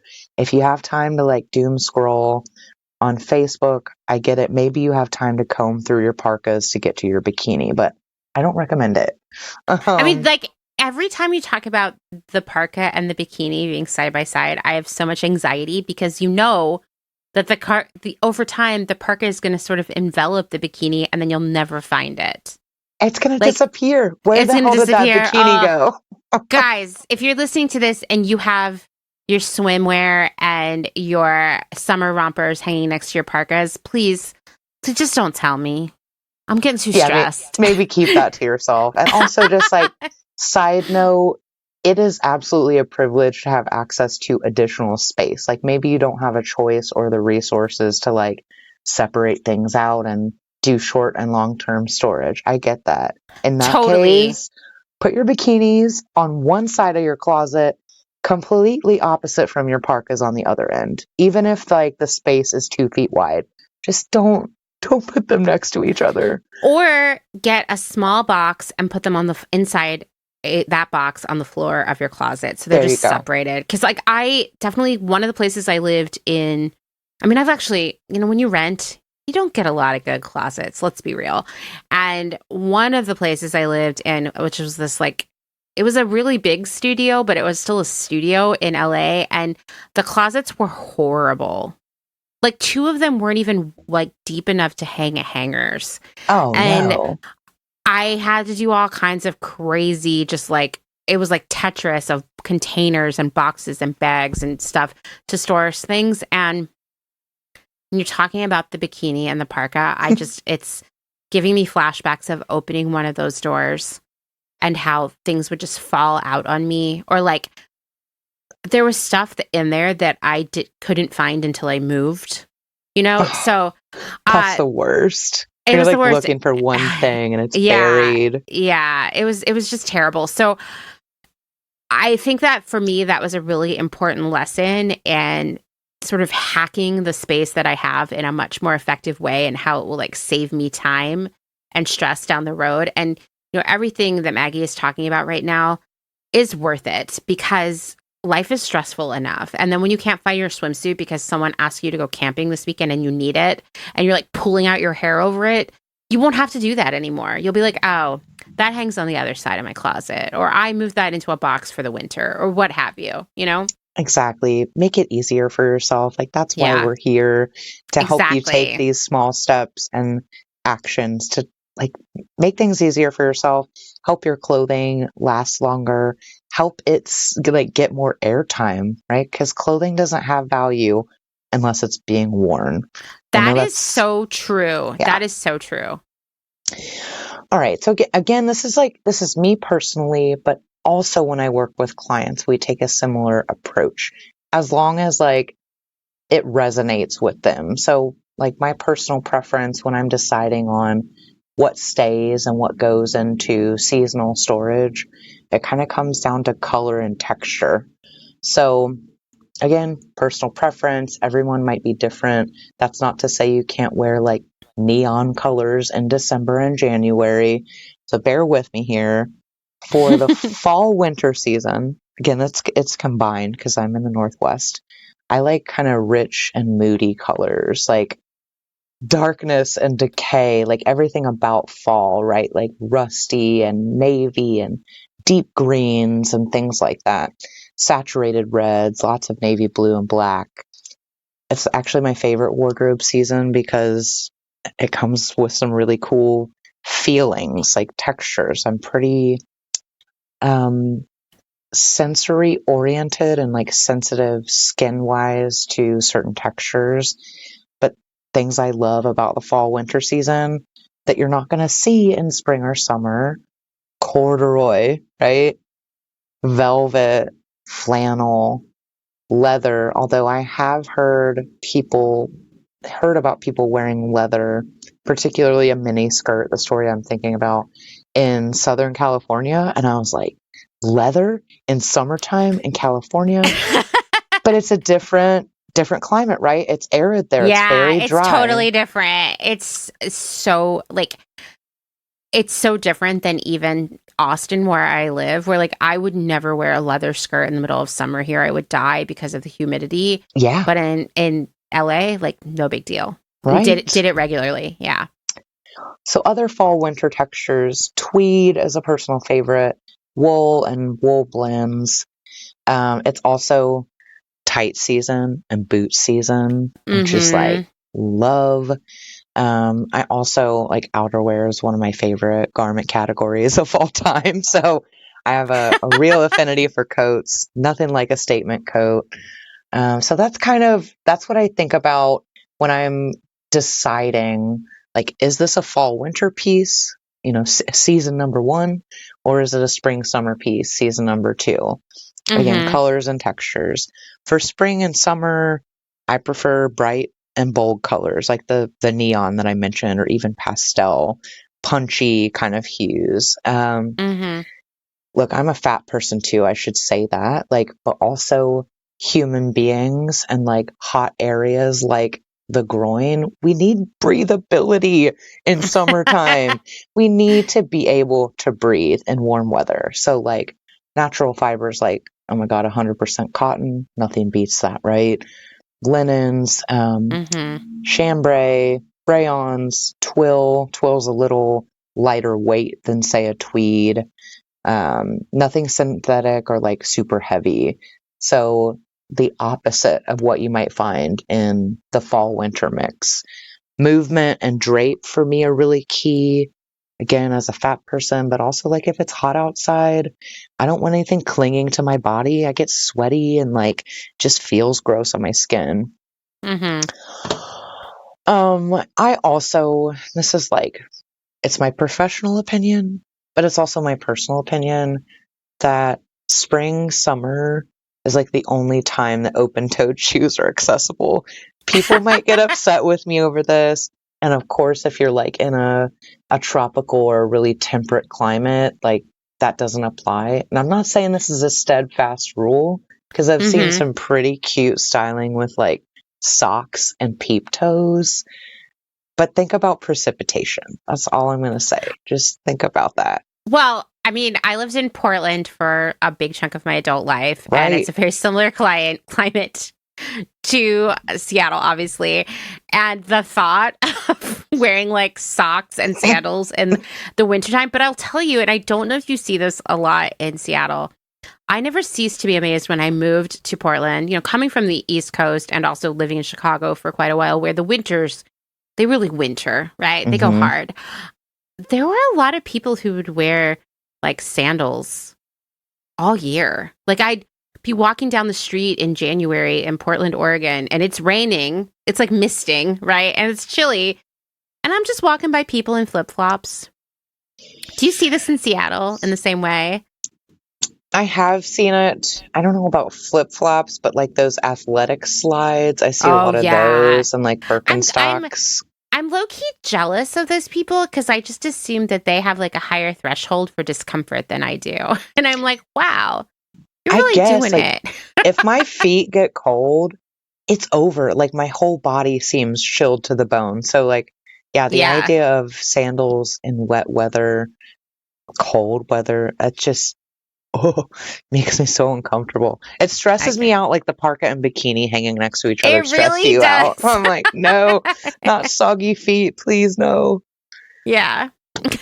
Um, okay, so we know that the fashion industry wants you to believe that you need all new things. I've talked a little bit about seasonality and how I approach that. I also want to call out that like there are plenty of garments that are like 4 season garments, right? Yeah. Carry over through multiple seasons. I call them carryovers. Actually, Amanda, hopefully you'll appreciate this as like a fellow nerd. I went so far as to document this in spreadsheet format Oh my God, I so, love this. so that I could identify like general garment categories. There are some of those that carry over. Like there are a lot of skirts that I'll wear all 4 seasons, right? Maybe in wintertime I introduce tights. Mm-hmm. Or in summertime, maybe I wear them with sandals. But cardigans are one of those that seem like they work well in all types of weather, especially in like layering scenarios. So I shared this spreadsheet with you, Amanda, because I thought you might appreciate it. But if listeners want it, maybe we can put it in the show notes as well. So we're heading into spring right now. Maybe I don't know. The groundhog saw its shadow, so apparently we're going to be 6 weeks more of winter. But when you're thinking about the new season, whatever it is, winter, spring, summer, fall, wherever you are in the world, as far as Mm-hmm. like how to plan this seasonal swap process, make sure you have a couple of empty laundry baskets on hand. They're kind of like transitional repositories, like Oh buckets that man, a will, laundry basket. I'm going to tell you, if I see one thrifting, I buy it yeah, because you don't even know how many yeah, different things you can use a laundry basket for. yeah, not just laundry, It's right? We not just know that. laundry. Yeah, yeah. I use them like, for example, we like to do our grocery shopping at Aldi. It's a great thing to put all your groceries in because they don't bag them for you, and then you don't use any bags, and then it's just like one big basket of stuff. Hmm. Um, Also really great, like when I'm packing for a trip, when I'm doing laundry and stuff, prepping for the lead up to it, it's like my staging area for my suitcase. Staging. Yes, Yes. yes. It helps you stay organized. It's like it is a vessel for whatever items you're working with, like not limited to clothing, but of course in this context, right? Um, Having a couple of empty ones on hand is going to help you. Also, just to like harken back to don't freaking listen to what fashion and retail are saying. We're going to start with what you have in your closet already. It's not time to go shopping yet. We're not even thinking about shopping. That might be the final step, and I'll share some tips about that as well. Um, so I approach the seasonal swap kind of like I approach like a general closet purge. In fact, these things coincide for me personally. So twice a year, I'm taking a full inventory, figuring out what stays and what goes for the season, but also for my life and my wardrobe. So Mm-hmm. it's like there are 3 questions that I would recommend that you ask yourself to determine what stays and what goes. And this is beyond seasonality. This is more about like form and function. Number 1, does it fit? Y'all, this is not a trick question. There are only Even though it two. feels like it, I That's get right. it. It's either yes or no. And I'm saying this because it's really tough. Like my clients especially struggle with this because they think about the past and what their body used to look like. They think about the future and what they hope their body will one day look like. At this point, it doesn't matter what your body looks like. It's your body. It's the only one you've got. And for this exercise, it's the only one that exists. So does it fit your body now? It's either yes or no. If it's a no, put it aside. I'm not saying throw it away or donate it yet. Just put it in a different pile. Because what you want to do is kind of centralize and yeah, like curate what's going to work for you right now for the next several months. So does it fit? Yes or no? There is no in between. Second question is, have you worn it? This is hard This is a because hard one. Yes. it goes back to the soft versus hard pants conversation. We have this crazy 3-year period where like all the rules and standards go out the window. Like you got your favorite PJs and hoodie or whatever. Like you probably haven't worn a lot of your stuff. So I would say like in the past 5 years, maybe give yourself a little bit of grace. If you haven't worn it in the last 5 years, realistically, do you expect to wear it in the next 3 to 6 months?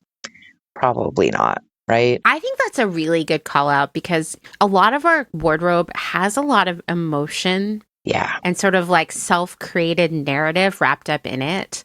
And so you might be holding on to that thing for something you think you would like to do someday, some moment that you hope is going to happen or you've wanted to happen. Like I had a friend for years who had a dress that she was planning on wearing someday when she got engaged. And I was like, wow, that is some like, I mean, it was an amazing vintage dress, but I was like, why does it have to wait until then?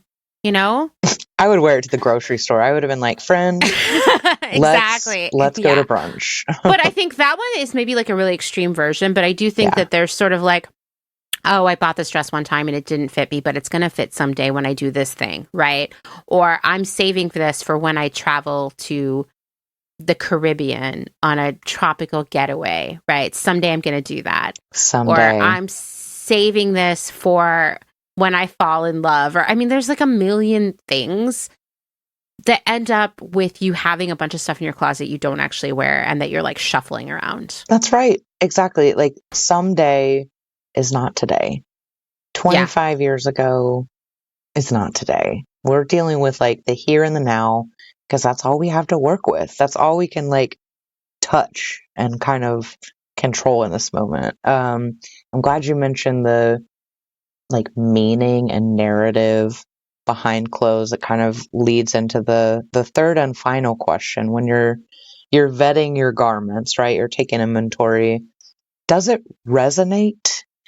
Like, does it speak to you on some personal level? And I don't necessarily mean like, does it have sentimental value? Is it attached to a specific memory? Like, when you look at that thing on the hanger, do you see yourself in it? Does it feel like you, your style, your vibe, whatever you want to call it, right? If it doesn't, if it's like some, I don't know, trend that lasted 3 weeks, like 5 years ago, still has the tag on it, you got it because it was cute and on sale, like, does it resonate right now? Again, this is not a trick question either. It's either Right. yes or no. And like the best advice I can give with this, similar to the fit question, if there is no in between. Like if it's not hell yes, like I fucking love that. I can't wait to Mm-hmm. wear it tomorrow. It's no. Let it go, right? Mm-hmm. It's hard. It's It's very hard. hard. Yeah. Yes. I actually did an event about mindful rehoming recently, and I was thinking about this term. I say with your closet purge and with this inventory exercise to be ruthless, but I actually didn't know there was an antonym, ruthful. So, like, we're going to talk about a little bit about rehoming because we're going to make some piles. We're going to get you organized and give you an Right. action plan. But, like, yeah, so be ruthless with your closet purge and your inventory, but be ruthful when it comes to deciding where those items go next. I love that because I do think, this exercise is very difficult. It's very difficult. Very few people are out there like, oh, MBD. Like, there are so many emotions wrapped up in the things in our closet right now, whether we wear them a lot or not. And I think that sometimes we're like, okay, I just went through something by sorting this all out. Yeah. The best thing I could do for myself right now is like, what's the fastest path to getting this out of my life? Yeah. So that I don't have second thoughts. Right? And so it's like, I'm going to immediately put this in the car and drive over to the Goodwill and dump it. And if they're closed, I don't care. I'm going to throw it in the parking lot. I've seen it happen, friends. I've seen someone pull up, notice that the Goodwill is closed, and just throw the bag on the ground and leave. Okay. It happens. Like, you're right. It's an emotional experience. It's exhausting. Like, one piece of advice I could give, like, when you're doing this, put it on the calendar, like, several weeks out and dedicate, like, give yourself an afternoon, a Saturday, like, half a day, whatever. But also know, too, like, I don't know if you know this, Amanda, but, like, I do this process. Like, I help clients. I'm not literally holding their hand, but, like, we do it together so they don't feel so overwhelmed. Right. I mean, it's hard. It's hard. It's hard. Being ruthless is hard, especially with your own life. I think I could probably come over to someone's house and help them clean very easily, like go through their wardrobe, and I would be ruthless about it. Mm-hmm. No problem.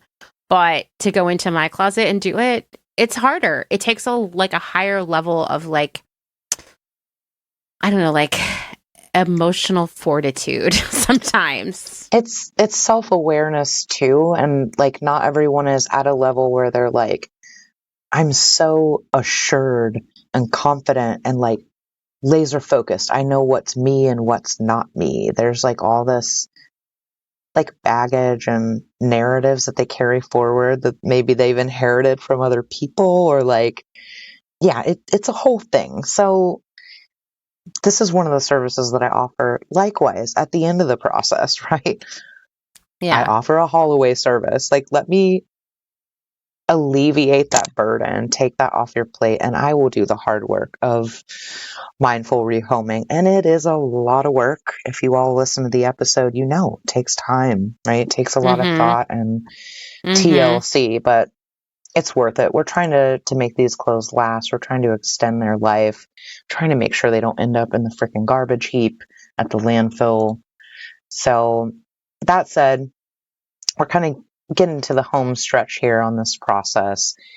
Keep it simple, right? There's 3 questions you ask yourself when you're deciding what to keep and what goes. We're looking at 3 piles. You're trying to create 3 piles. No more than that. No maybe pile. No I'm not sure pile. We've got a keep pile. Not everything in that keep pile fits. It's already been vetted through those initial 3 questions. It fits. You know you're going to wear it and it resonates. One of the other piles of the 3 is the to be donated or mindfully rehomed pile, right? And then finally, last but not least, we've got this stuff needs some tender love and care pile. So amending, repair, upcycle, reuse, repurpose, restyle pile. 3 piles. Everything in that keep pile should absolutely fit your body right now. Again, not the body that you used to have or the one that you fantasize about having next year, next summer, whatever. And it's hard. I know that is it's the hardest one. It's the hardest one. Yeah. And if you feel that is difficult, that you really struggle there, know that you're not alone and that is a very, very normal way to feel. Yes, exactly. All right. Second pile, everything in that donate / rehome pile. Before you make any decisions about like, where does this need to go? You might have to split this process up over several days or weeks. Like, take your time.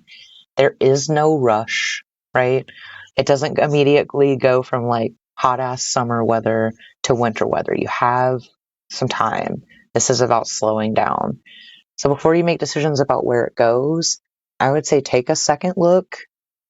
Be creative in your thinking. Give yourself time and space to kind of get creative, use your imagination. Is there anything in that pile that fits, but maybe it doesn't resonate or it hasn't been worn, but possibly could be restyled in a different way or repurposed in some fashion, right? Like, this is something I see a lot. There's like a specific outfit or even a singular garment. And like, because it was displayed in such a way in the retail environment, the consumer thinks like, this is the only context in which I can wear it. Like, oh my God. You know, yeah. It's true. It's true. I think all of us have certain rules that we've created about what is worn together. And I always tell people, if you're really stuck, have a friend come over and look at your clothes because listen, I have this one shirt. I always have to wear it with this one skirt. And then the cardigan goes layered over it. And like, these are the shoes. And like, realistically, there's probably 7 other things I could wear that shirt with, but it's just like, that's where my brain goes. And I just keep doing it over and over again. I love that you mentioned like invite a friend over. It's not even necessarily that you need like a personal stylist on hand to help. It's literally like a second brain, another pair of eyes, someone who thinks differently than you, but also maybe knows you on some level and can be like, hey, what about that? Just like pitching ideas, Totally. Yeah. Get Sometimes creative. you just don't see the potential in your closet. You might also think something is a pass and they might be like, no, all you need to do here is hem this, or here, this is an easy fix, or I know how to get that stain out, or, have you ever thought about wearing it backwards? There's exactly. Like it's really, or some, like I've definitely had friends be like, have you ever thought about getting this kind of bra? I think you're going to like this dress a lot better with that. And I'm like, oh my God, thank you. So anyway, lots of support there. That makes me think of one of our listeners, actually, who has an Instagram account dedicated to her like restyling adventures. And you mentioned, what about wearing it backwards? I immediately thought about this post she posted, like it was like really recently, where she had this sleeveless blouse that like had this really high neck in the front and it zipped in the back. And then she showed it flipped backwards, so the zipper was in the front, and all of a sudden it was like a V-neck. It's like revolutionary, right? Like there are no rules. Get creative. Yeah. Like try it out. All right. So we talked about the keep pile. We've talked about the donate/rehome pile. We're going to take a second look and just like see if there is potential there. For your mending and repair pile, nobody is going to expect that you make this pile and that you instantly dive into these projects, right?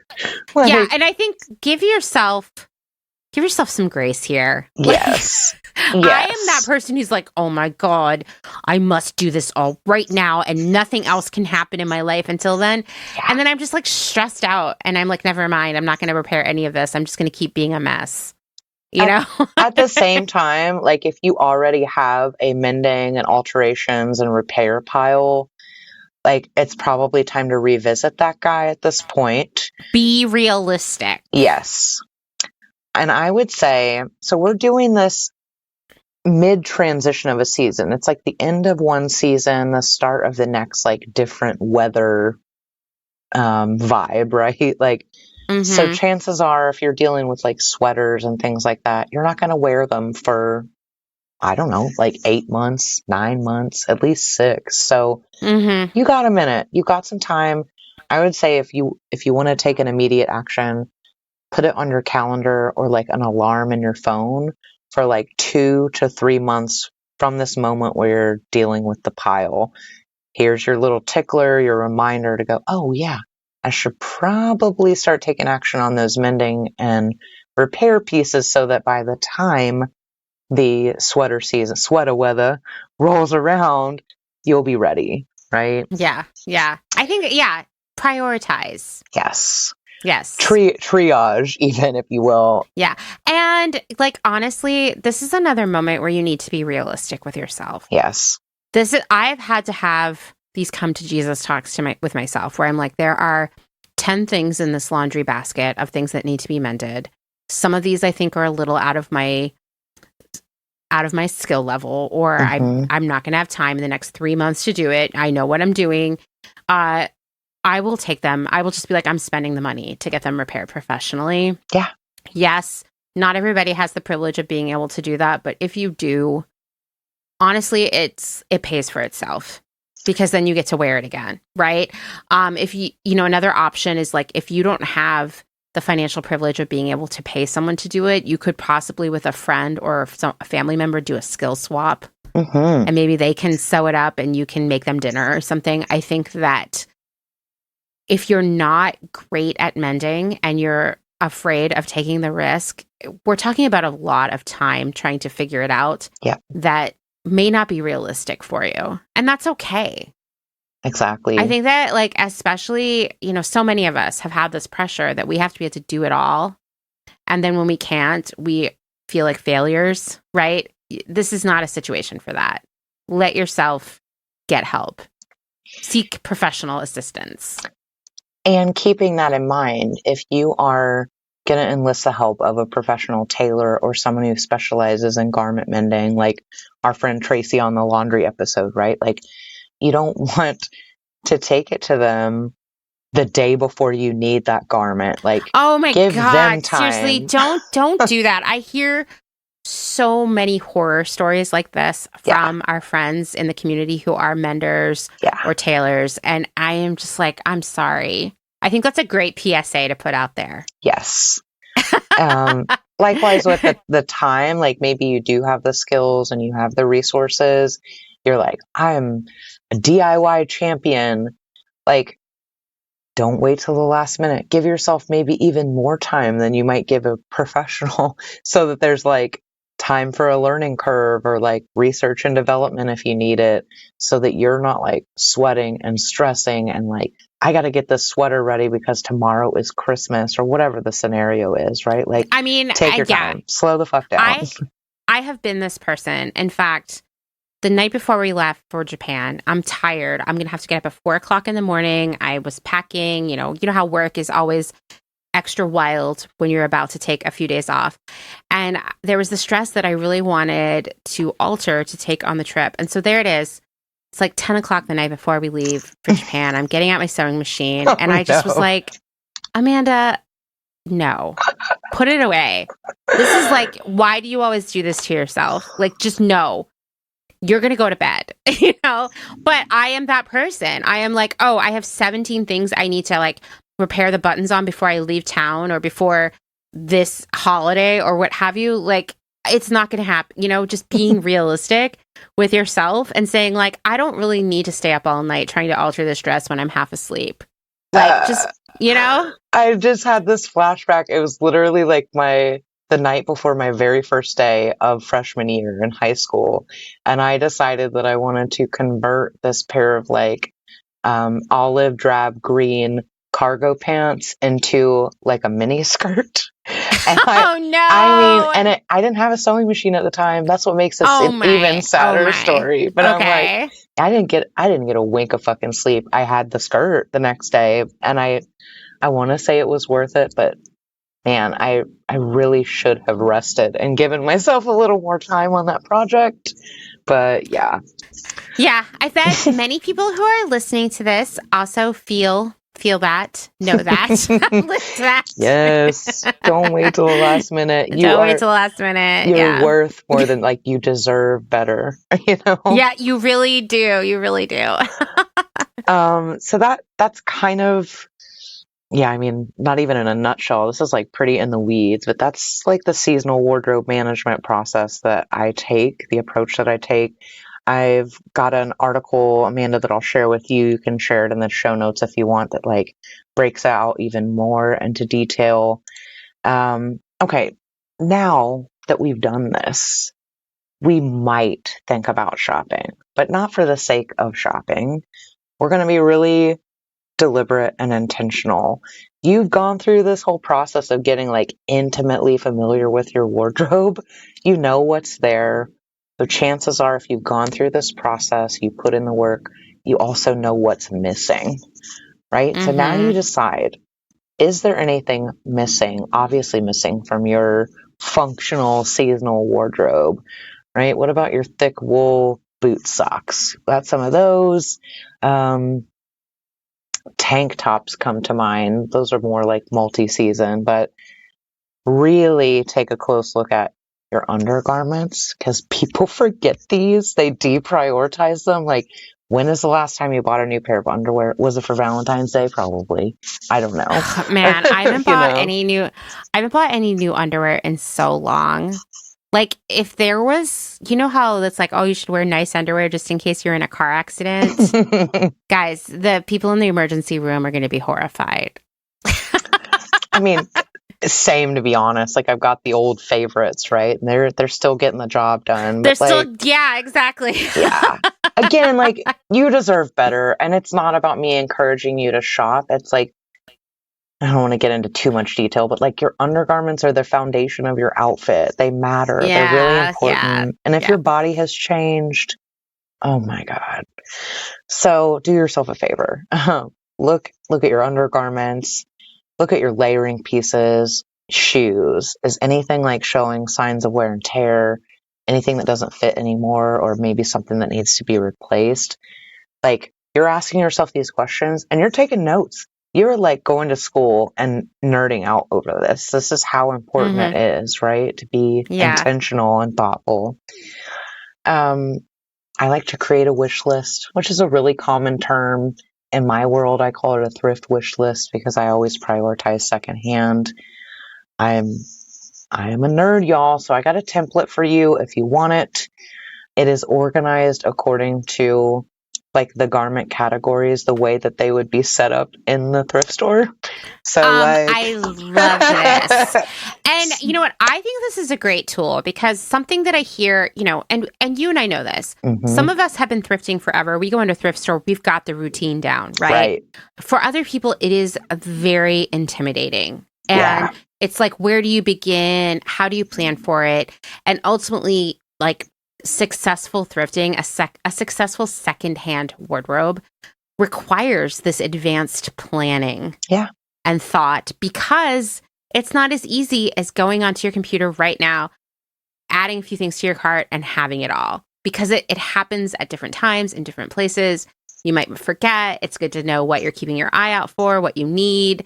if there are brands that you really love because they fit you in a certain way and you want to find those again, like keep a list of those things and the sizes, you know, like I think that organization is key, and anyone who is a highly experienced secondhand / thrift shopper will tell you. I love when I ask people about this. I'm like, what's on your list? And they like open the notes app on their phone and they're like, well, let me tell you. Yeah. Yes. Same way for me. And I just like, I love that because when you're in the moment, you might forget.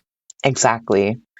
And it, you know, I mentioned I do this twice a year, right? So in theory, it means you're only shopping for clothes twice a year, maybe. And that's only if you need specific things, but you're going into the shopping activity armed with that knowledge, with that strategy. You're like, this is all I need. This is it. Yeah. Anything else that's like shiny and sparkly and Valentine's Day themed, trendy, whatever, like if it doesn't fit in this list, is it really going to bring value to my wardrobe?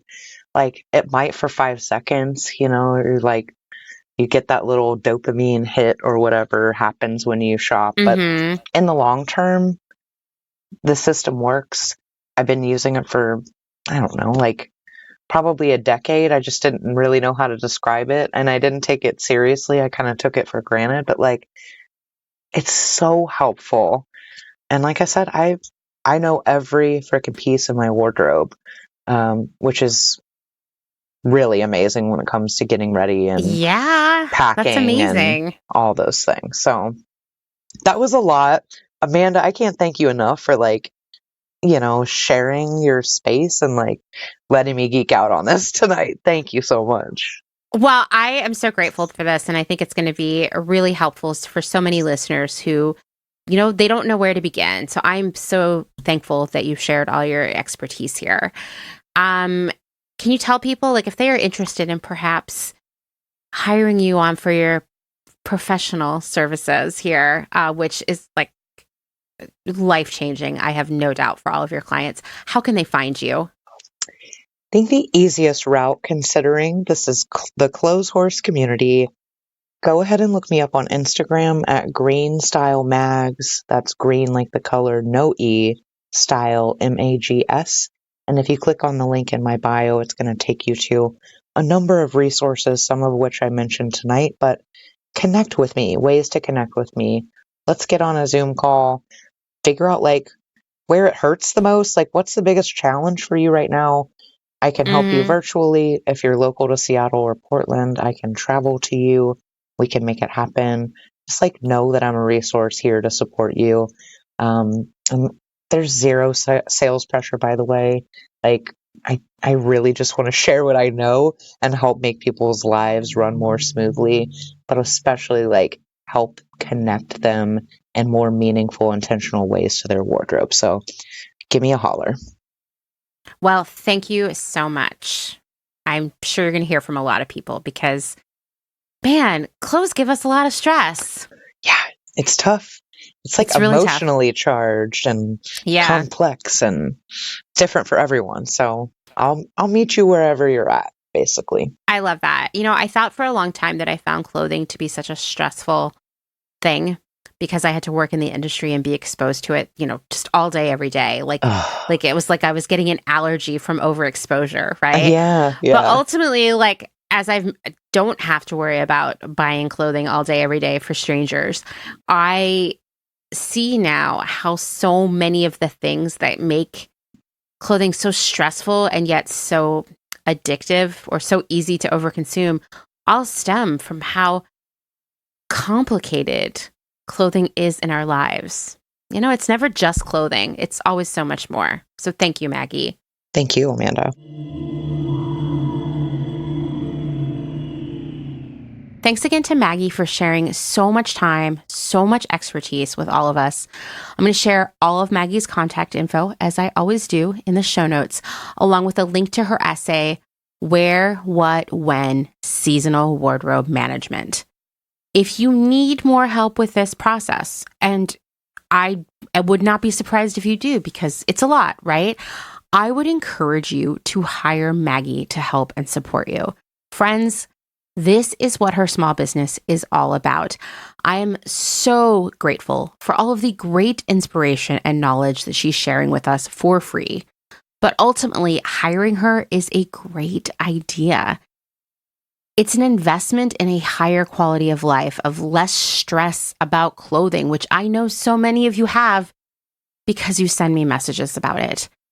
It also is an investment towards living a more sustainable lifestyle, feeling better about what you're wearing, maybe getting some clutter out of your life, learning how to thrift. There are so many great things that you can learn from Maggie. And no, this is not a commercial for Maggie. She did not ask me to do this.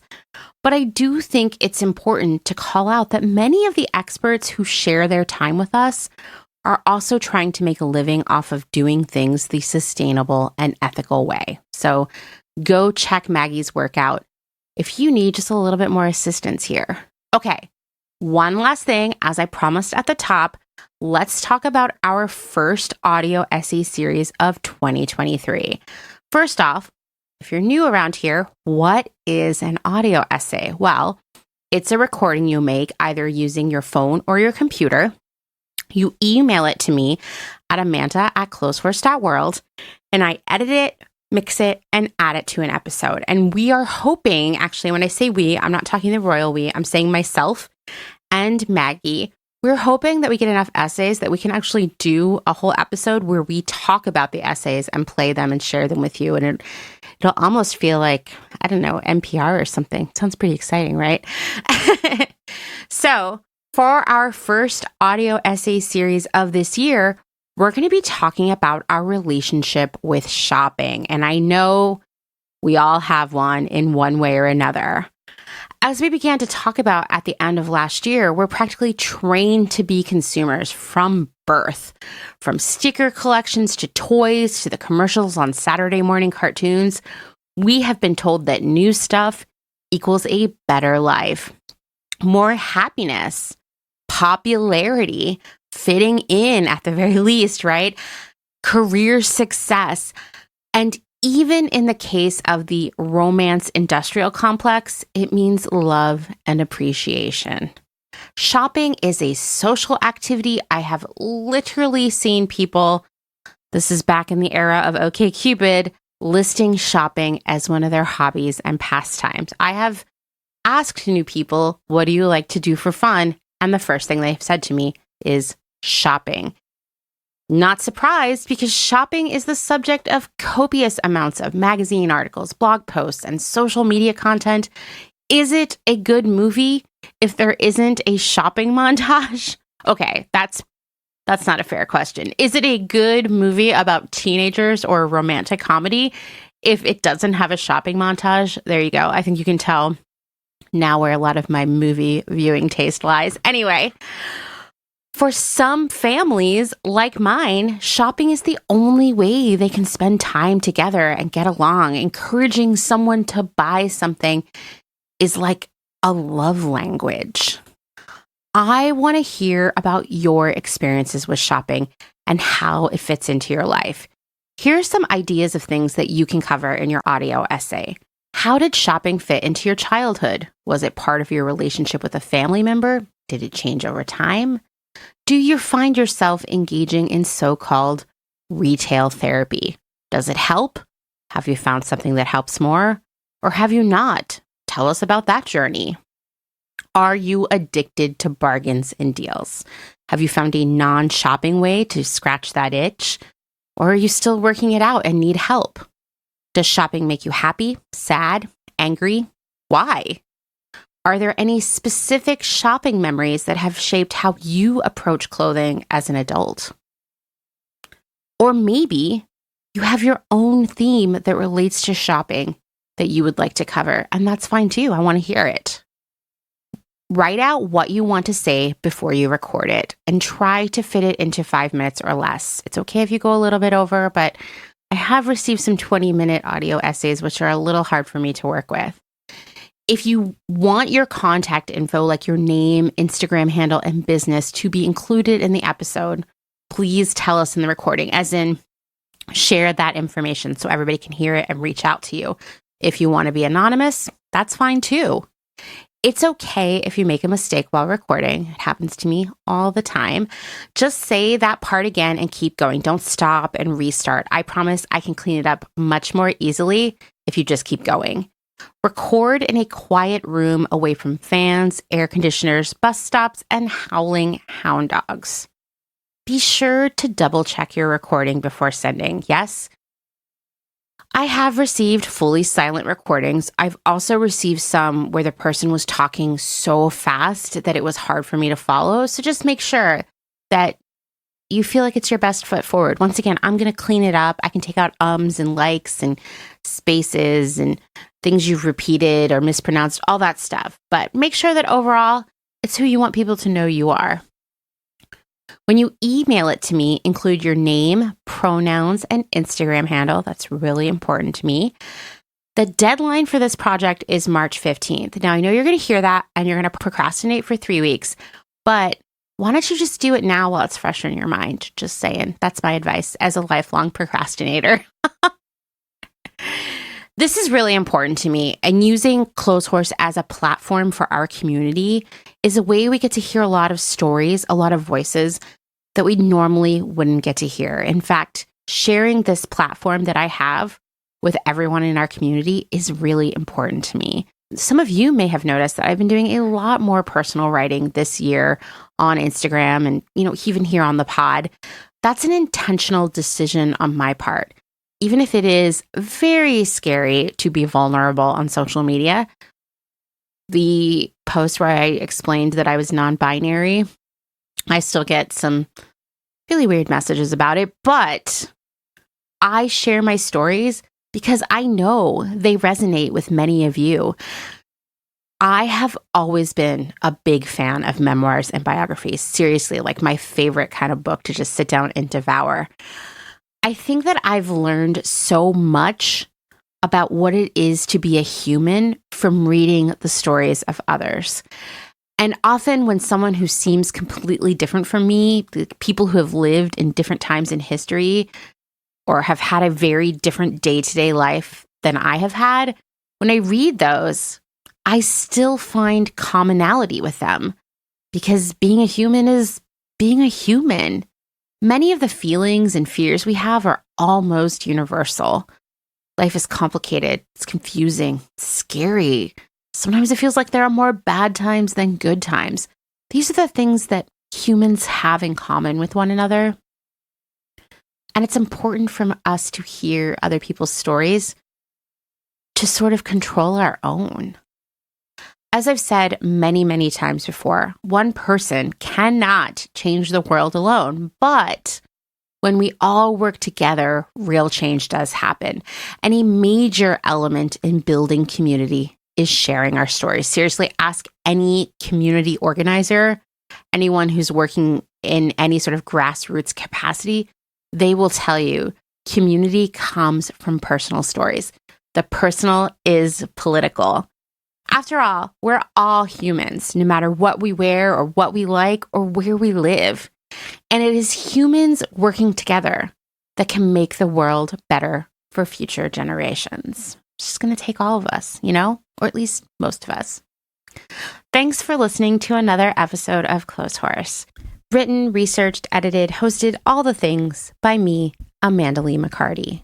I'm going to be taking next week off to do a bunch of research into some scintillating topics like infomercials and television shopping networks, all part of getting to the bottom of all the ways we shop or have things sold to us, all the ways that retailers have gotten into our lives. And I love looking back at the pre-internet era where retailers really had to go hard to sell us things, right? So off next week, back the week after that. If you liked what you're hearing, you can leave a rating or even a review on Apple Podcasts. But most importantly, please tell your friends. That's what Clotheshorse is built upon, right? People telling friends and growing this community. If you'd like to support my work financially, you can learn more at patreon.com/clothehorsepodcast. I'd also just like to remind you that if you can't get enough of my mesmerizing voice, or as my friend Kim calls it, my sexy baby voice. You can also listen to my other podcast, The Department, which I co-host with Kim. We talk about trends and how they affect the world around us. Fashion trends, food trends, social media trends, you name it, we talk about it. And in fact, we're in the midst of a two-parter about a trend that is half social trend, half retail trend. It's called kidulting.